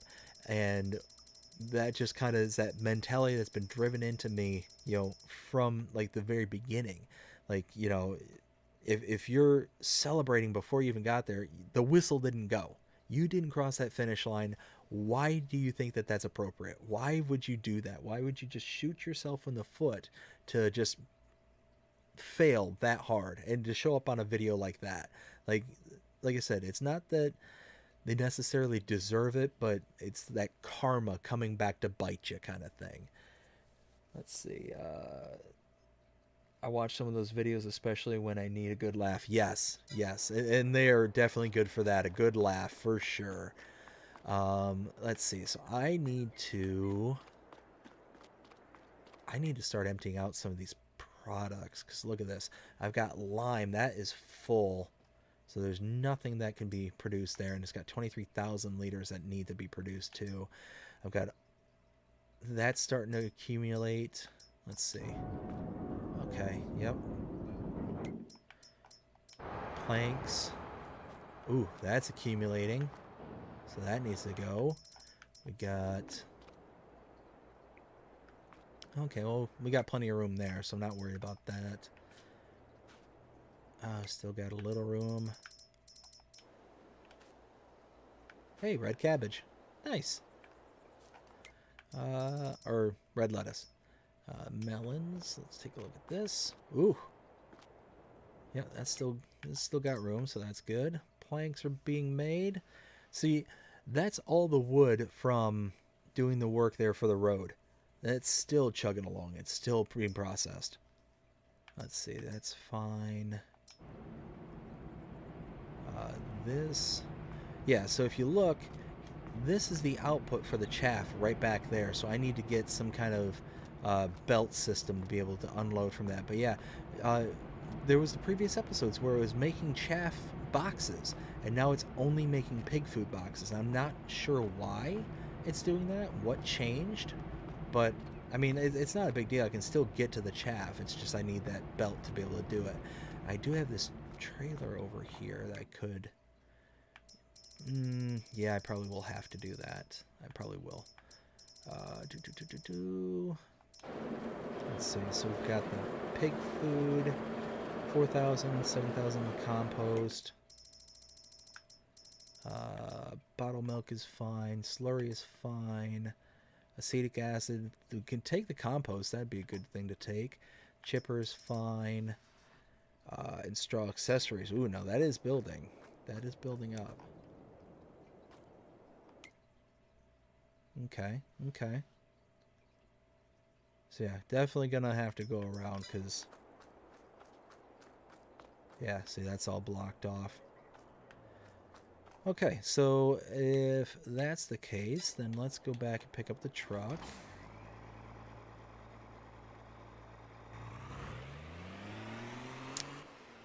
Here, let's take a look.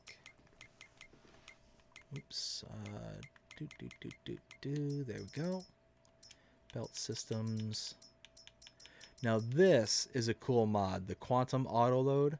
This thing is so cool, because you know how the belts normally go only like 3 miles an hour. They're super, super slow. It's just ridiculous. But this one has an engine set up where you can actually go 40 kilometers per hour, and you can actually, like, I think it's like 26 miles an hour. And on a belt system like this, it's so worth it. So worth that the downloading this as a mod, because oh, it's so nice. 38,000. I'm just gonna lease that. But the problem... Actually, here. Let's get the worker to take the truck over to... here.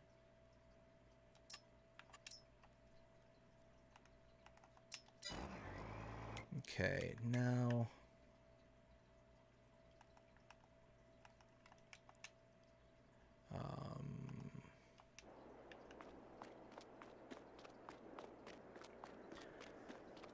yeah, so normally belt will only go 3 miles an hour. Because of the engine tweak on this, it'll actually go 26.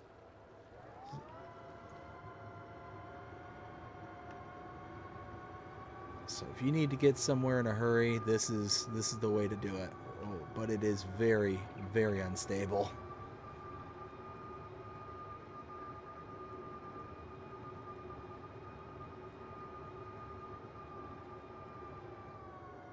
Yeehaw. Let's see. Got a lot of wood from that area. Yes, absolutely. Way more than what I was actually anticipating, to be honest with you. I knew I was going to get a fair bit, but the fact that I got like 400 or almost 500,000 liters of wood from that one area, I was pleasantly surprised. Hope it doesn't ship your product into outer space. Yes, I hope that too.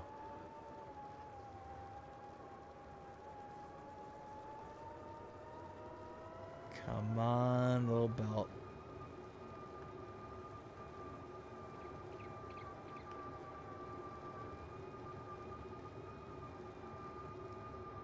All right.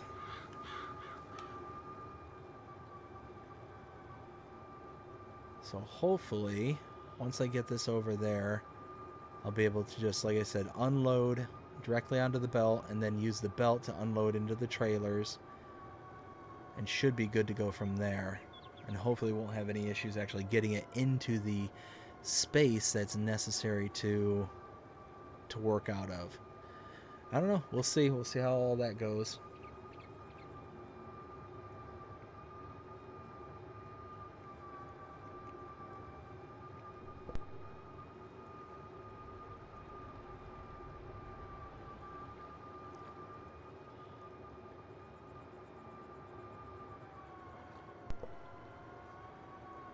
Okay. So, got it here. Now, normally what you have to do is come at it from the side, like from this direction. Oh, and I might... let's see something.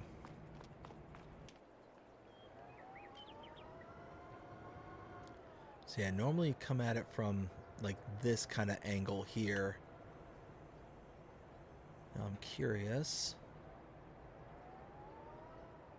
Oh.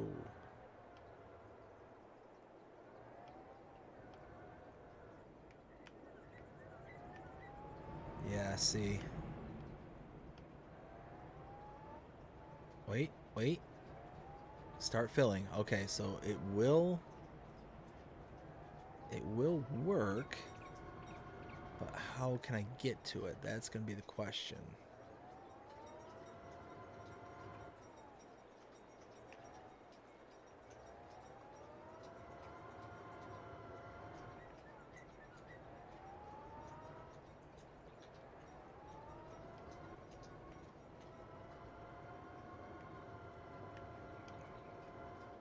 Please don't spawn. Please don't spawn. Oh, barely.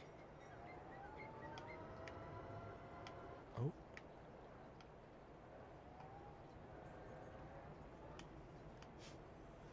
Oh no.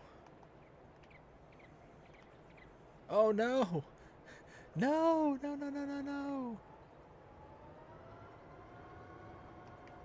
Let me be free. I'm gonna need an additional belt or something.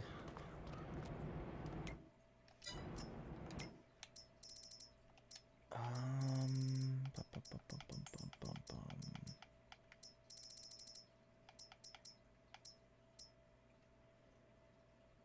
And there's this one. Oh, you know what? That actually might just work.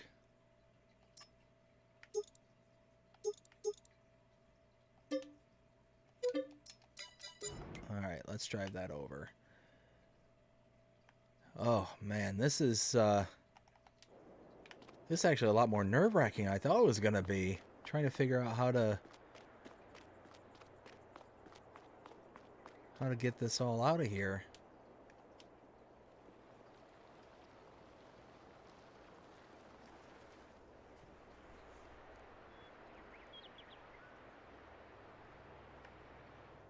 Let's see, so I think... Yeah, that's the side. I think I can load onto this belt, and if I can load onto this belt... Ooh, but am I going to be able to get it back in that space back there? I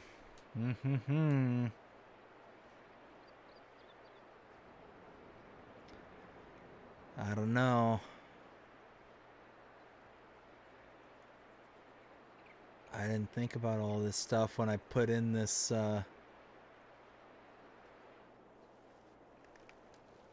Oh, come on. Come on. There we go. Nothing to see here. Just a belt, you know, driving itself through a field. You know what? Crimey River, I'm glad that you are more confident than I am. Because right now, I'm really scratching my head as to whether or not this is going to work. And I almost think I might need at minimum one more. I don't know. You know what? We're gonna play it by ear. We're gonna play it all by ear. We're gonna figure this out one way or another. I'm gonna take your confidence and run with it. We will figure this out. Let's do this.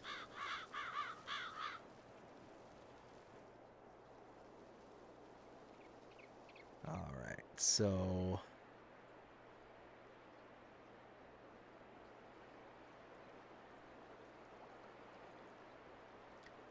let's see. Let's get this over. Oh, hey. Wouldn't turn.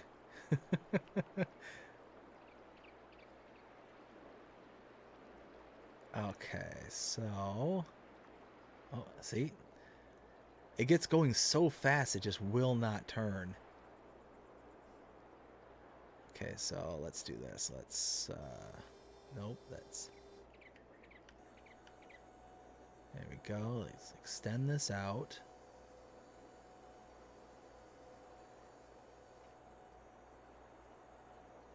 Okay, something like that, maybe.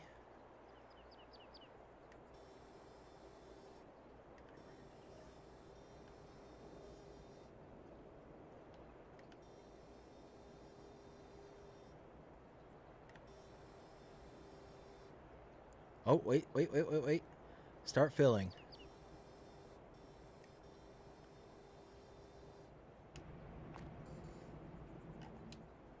Nope. No, stop it. Now, can I... Nope, wrong way.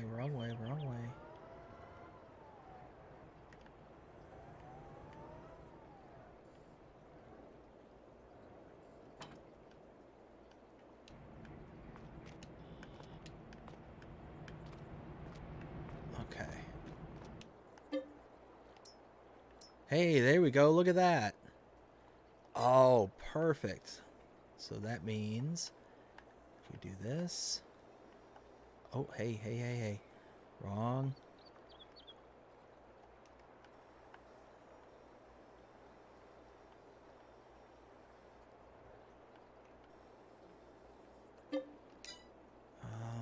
How...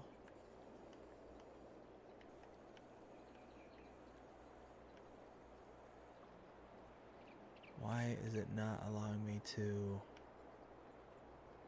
You know what? I think that'll be enough. Oh, hello.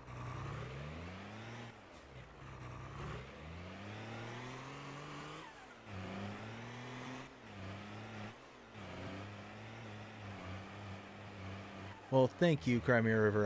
Like I said, I appreciate the confidence. That it helped. It really did help. 'Cause for a while there, I was very uncertain. But now we can get all this chaff. Is this tall enough? Please tell me it's tall enough. Oh my goodness.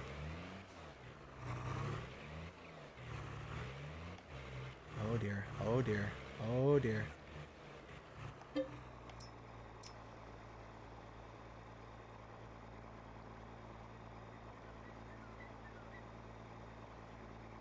No, hey, don't do that. What are you doing?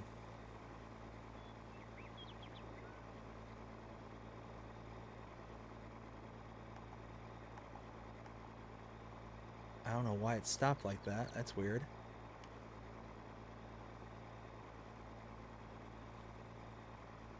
All right. No, start filling. Why do you keep... Don't stop.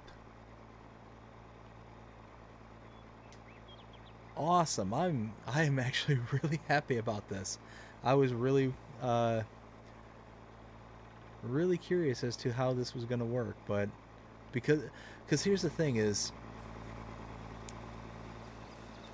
this box and all this decoration right here is not part of this mod.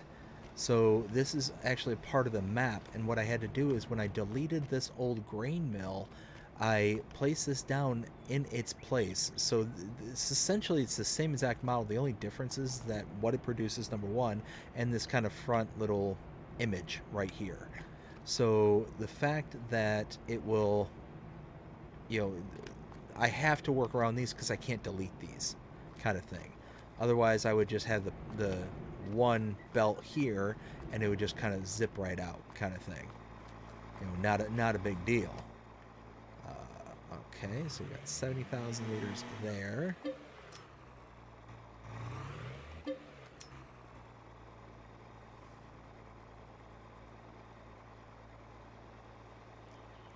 Let's see.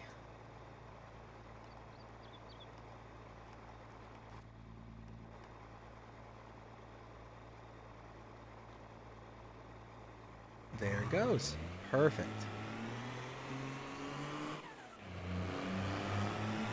Alright, so now what I'm going to do is I'm going to take all 82,000 liters over to the farm. I'm going to dump this into the bunker silo. Been a little while since I've added anything to the bunker silo. So far, I've only added chaff to it. I've not actually took any of it to make into silage as of this point yet. And the more I keep thinking about it, the more I think that I'm going to just keep adding to it. Like, it's just one of those that, you know, just to have the loose product that I have, it just doesn't seem like it'd be all that worthwhile to take what I have as of this point now just to make it into silage, just because it's not going to get me too much in comparison to what I already have, you know, because I have I have almost 1 million liters between the two facilities right now. So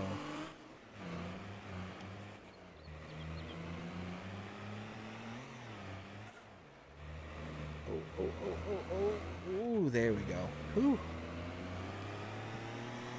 Again, tripping over the finish line, that's all I can think of right now.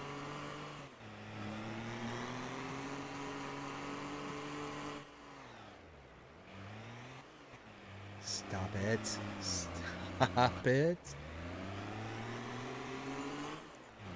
Oh, man.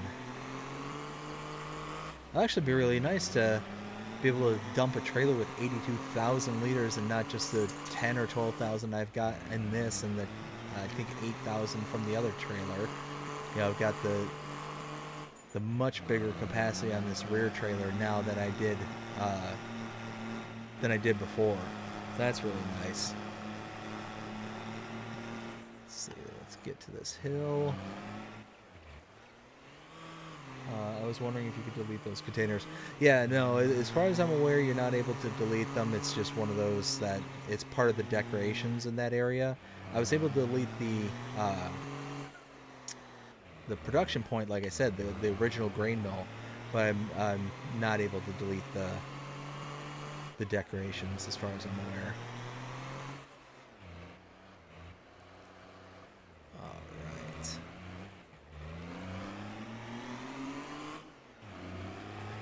So you can see we've got a decent amount of chaff already in that bunker right there. And I'm just kind of going through, you know, as I get the product and just adding more, adding more.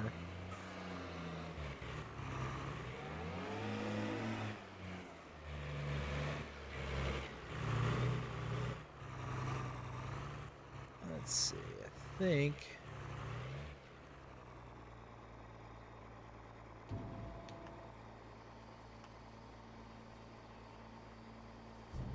Yeah, look at that. Nice. Oh, hey.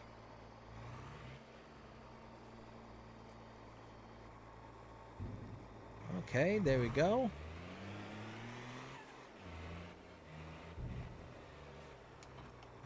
Drop that down.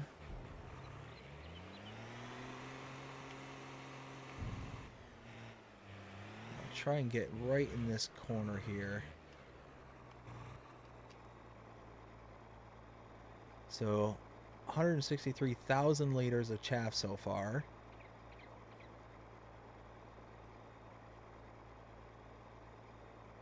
Oh yeah, look at that.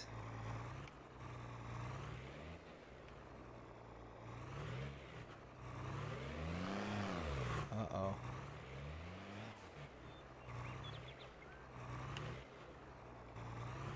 Oh hey, oh hey, no no no. Did I just do what I think I did? I did too.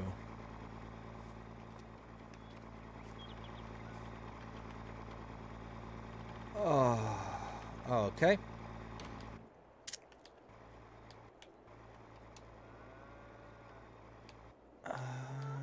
We need this.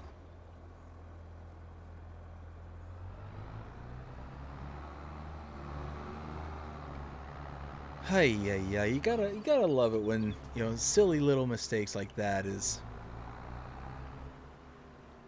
when those things happen. I mean, it's not a huge deal. Thankfully, I've got the tools to be able to correct my mistakes.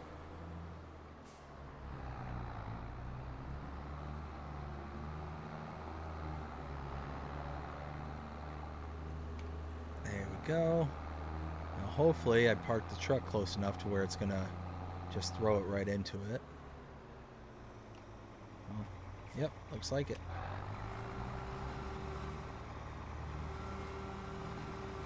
Perfect.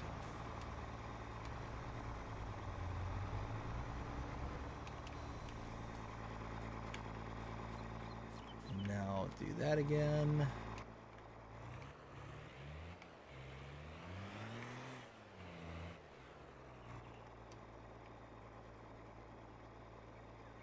$175,000 liters.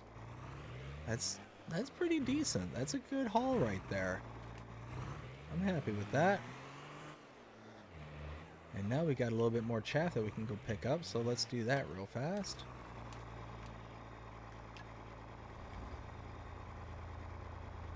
Let's get this back over there and out of the way.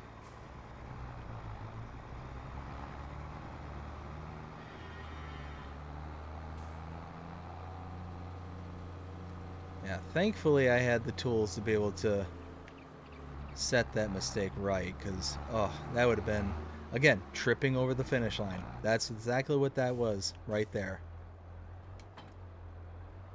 But thankfully, I think I'm still going to win this race.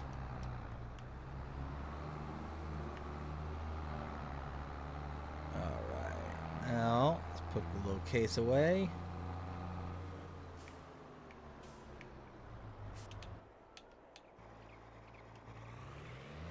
Alright, let's head back over to the grain mill.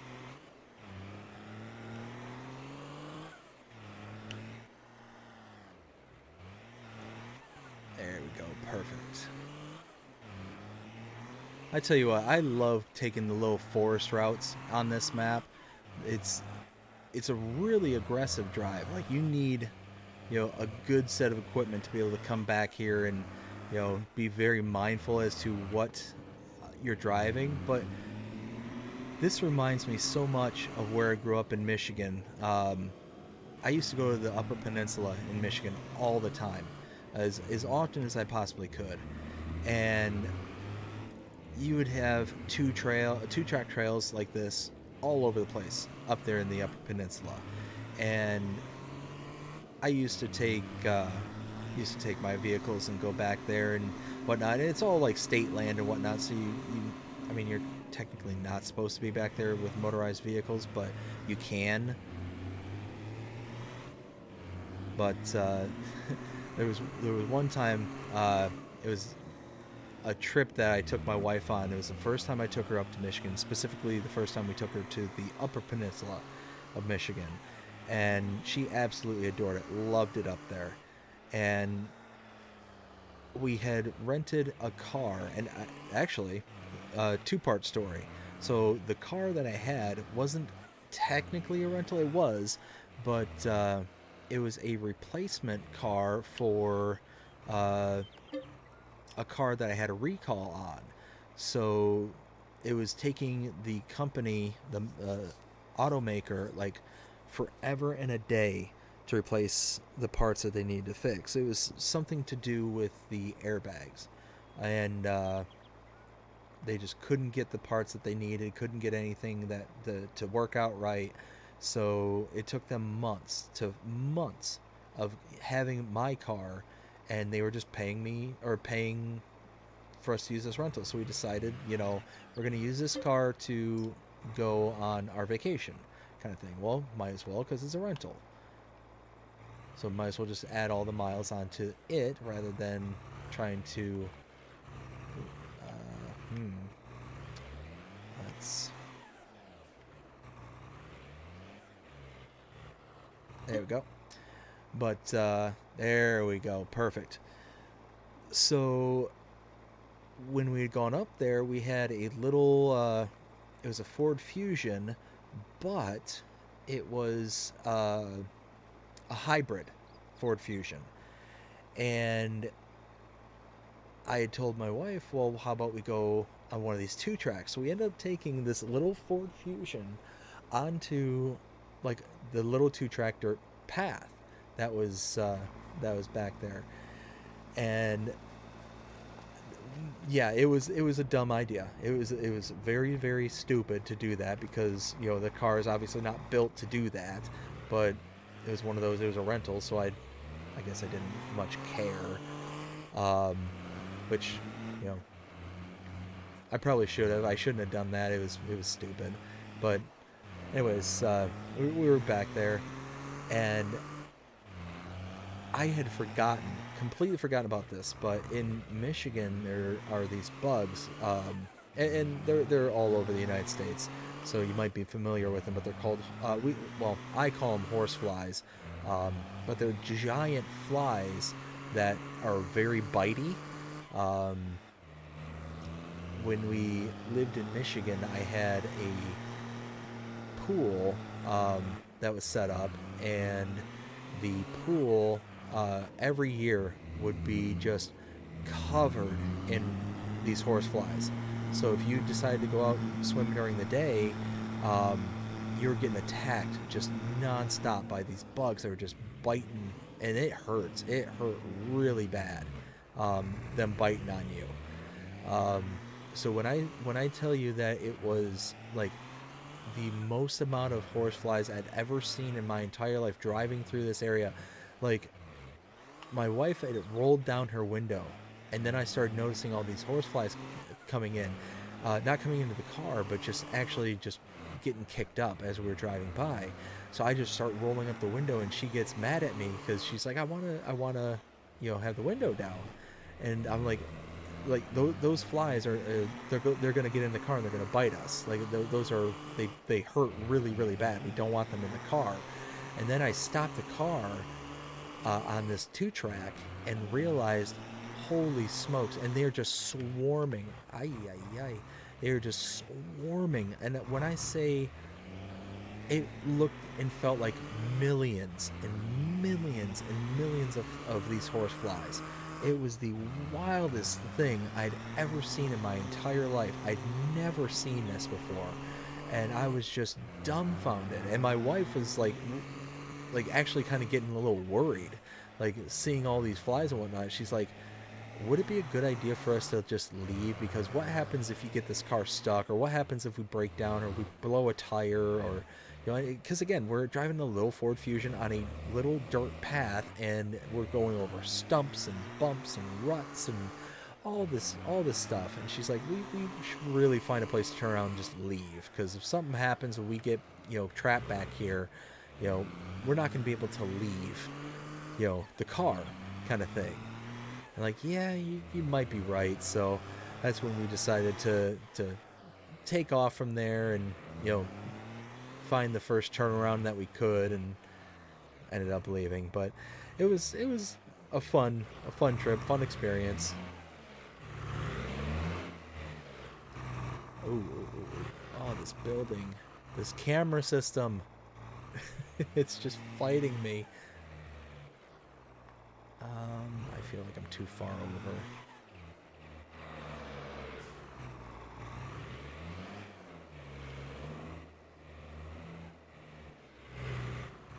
There we go. I think that'll work.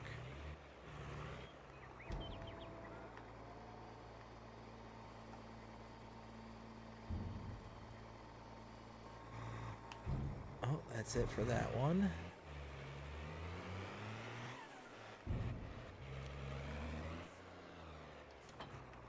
So I will admit this openly. This is, I think, the most I've ever filled up a bunker silo. It's actually incredibly rare that I use bunker silos, so I'll typically use a bale. Whoa, crud. Oh, there we go. That was almost really bad. But no, like I was saying, it's very rare that I use bunker silos. I'll typically use balers or things like that. And it's very rare that I'll actually get chaff as a product. So this is kind of a new... There we go. Perfect. Yeah, look at that.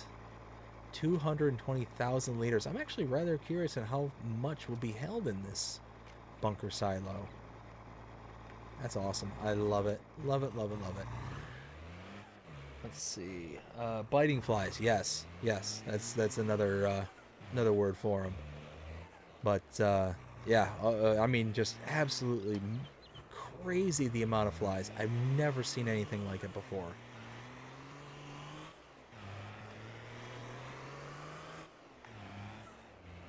So I think here I'm going to head up to the lime production, get a load out of there and sell that off.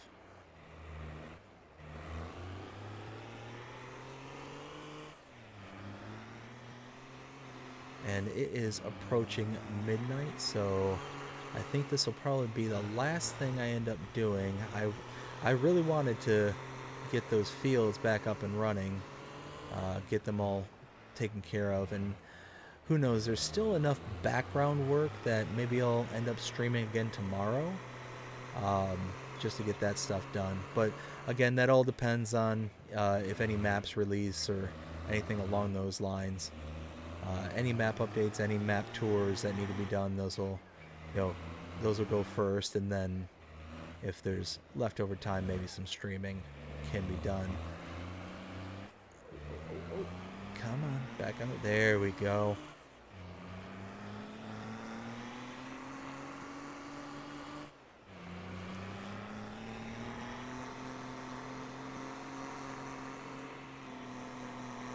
Let's get up to the lime production. And I'm thinking thinking one trailer load, like one full load, should be enough.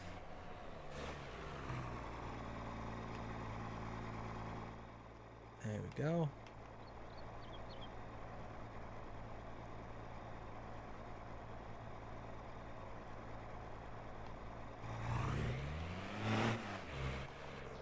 There we go. And now that should free up enough space to be able to run the rest of the product through.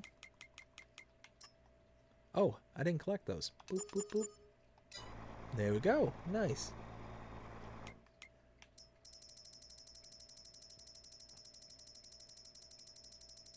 Let's see. Scroll up all the way to the top. Oh yeah, look at that. So that is producing.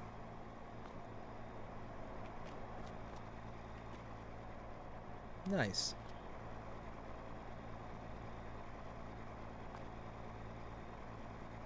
$250.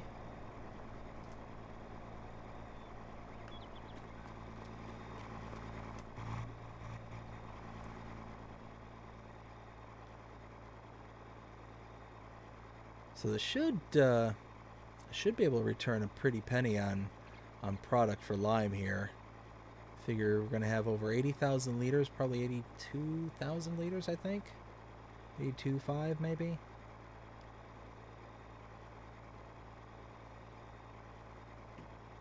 Nope, 82.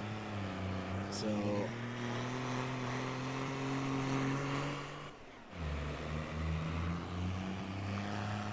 oh, this truck is struggling. Oh, hey, there's a rock there. There's rocks. No. Don't get hung up. Don't get hung up. Bad, evil. Evil. There we go. Okay. Whew. Pay attention to where I'm going. Holy smokes. That could have ended really badly.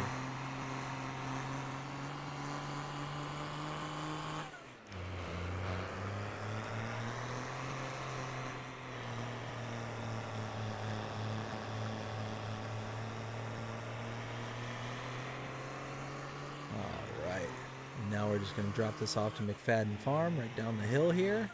Oh dear, oh dear, oh dear, oh dear. Oh, that's a broken axle. That's a very, very badly broken axle. That's a broken axle, broken suspension, broken... it's just broken. We'll just say that. It's just broken.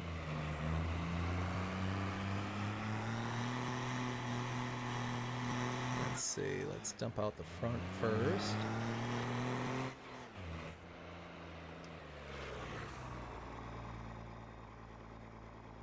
Okay, so this is small trailer. Let's see what we get out of this.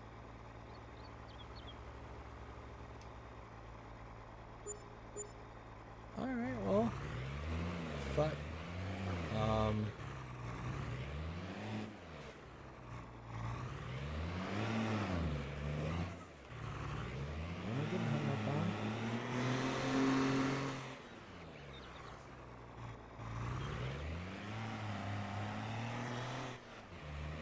Should be able to fit.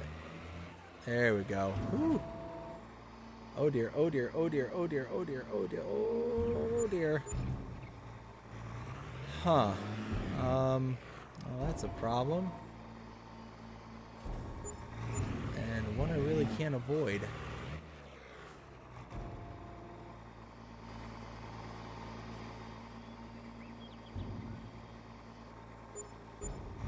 Oof. Okay, well.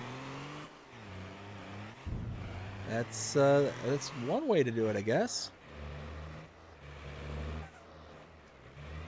Let's see. Fill up the truck. Because why not?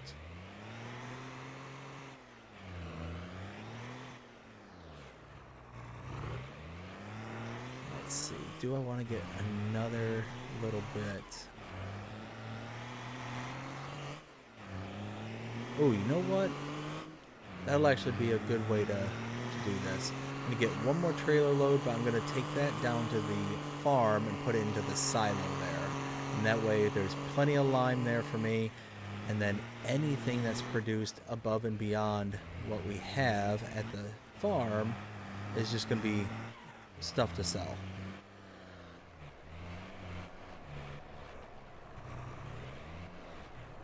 There we go. Perfect.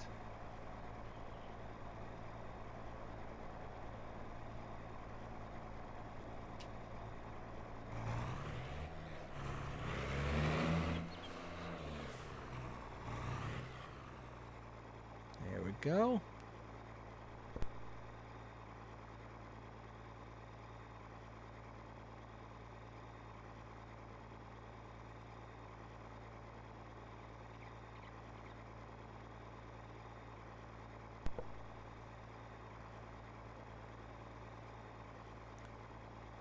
So yeah, we're just gonna top this trailer off, take it back to the farm, and then just unload into the silo there.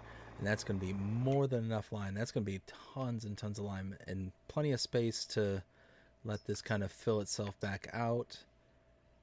Yeah, see, I've got so much product here that I'm gonna have to do more background work.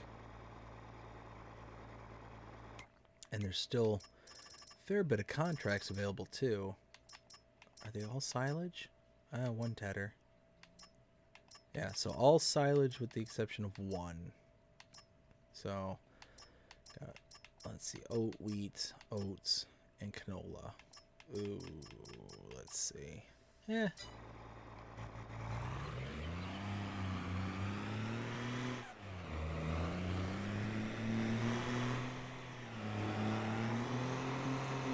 There we go. Alright, gonna head back to the farm.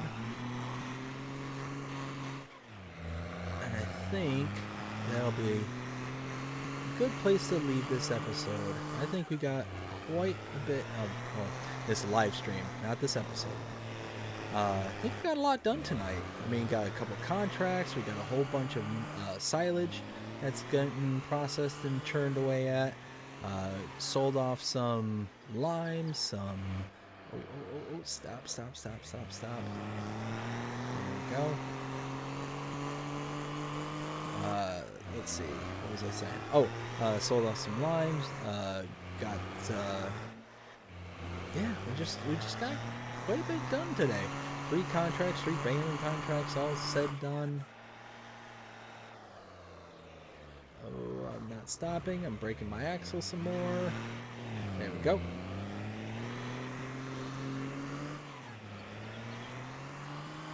Alright, head around.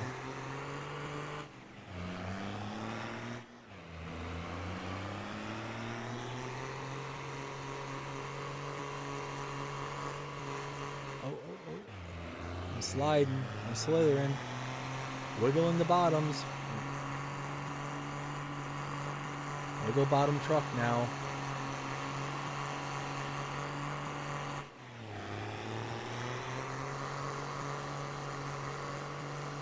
You know what I need to do is I just need to come up with like some kind of animated like GIF or something that I can just pop onto the screen and just be able to,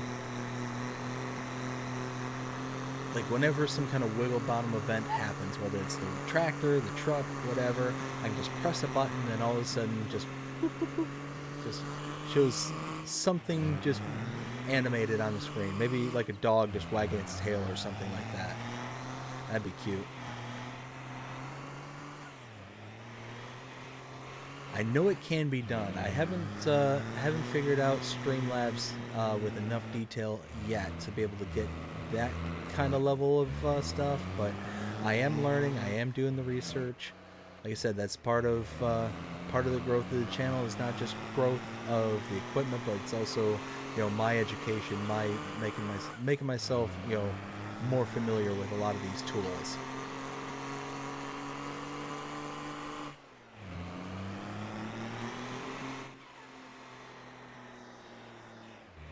Let's see.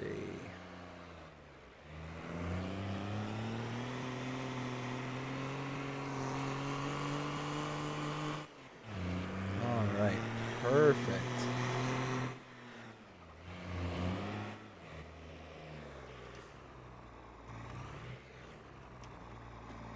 see what kind of lime do we have here. Okay, so really didn't have much of any here. So that's actually working out really good. All right, perfect. Let's see, Jody, I hope you have a good night, buddy. I'll let you know tomorrow. Hey, yeah, definitely let me know. Like I said, you can let me know in any of the comments, any of the videos. Yeah, I'll definitely keep an eye out for things. But yeah, I think this is going to be a great place to kind of leave things off. Got a lot accomplished tonight. I'm very happy. I really had a ball with everybody who showed up. Thank you all so much. You know, I can talk, I swear. Thank you all so much for hanging out with me tonight. I hope you enjoyed this episode. If you did, please show me by liking, sharing, subscribing, following, commenting, doing all the things the algorithms enjoy you doing that shows you're engaged with this channel and enjoying the content. And that being said, I hope everybody has a fantastic night and take care.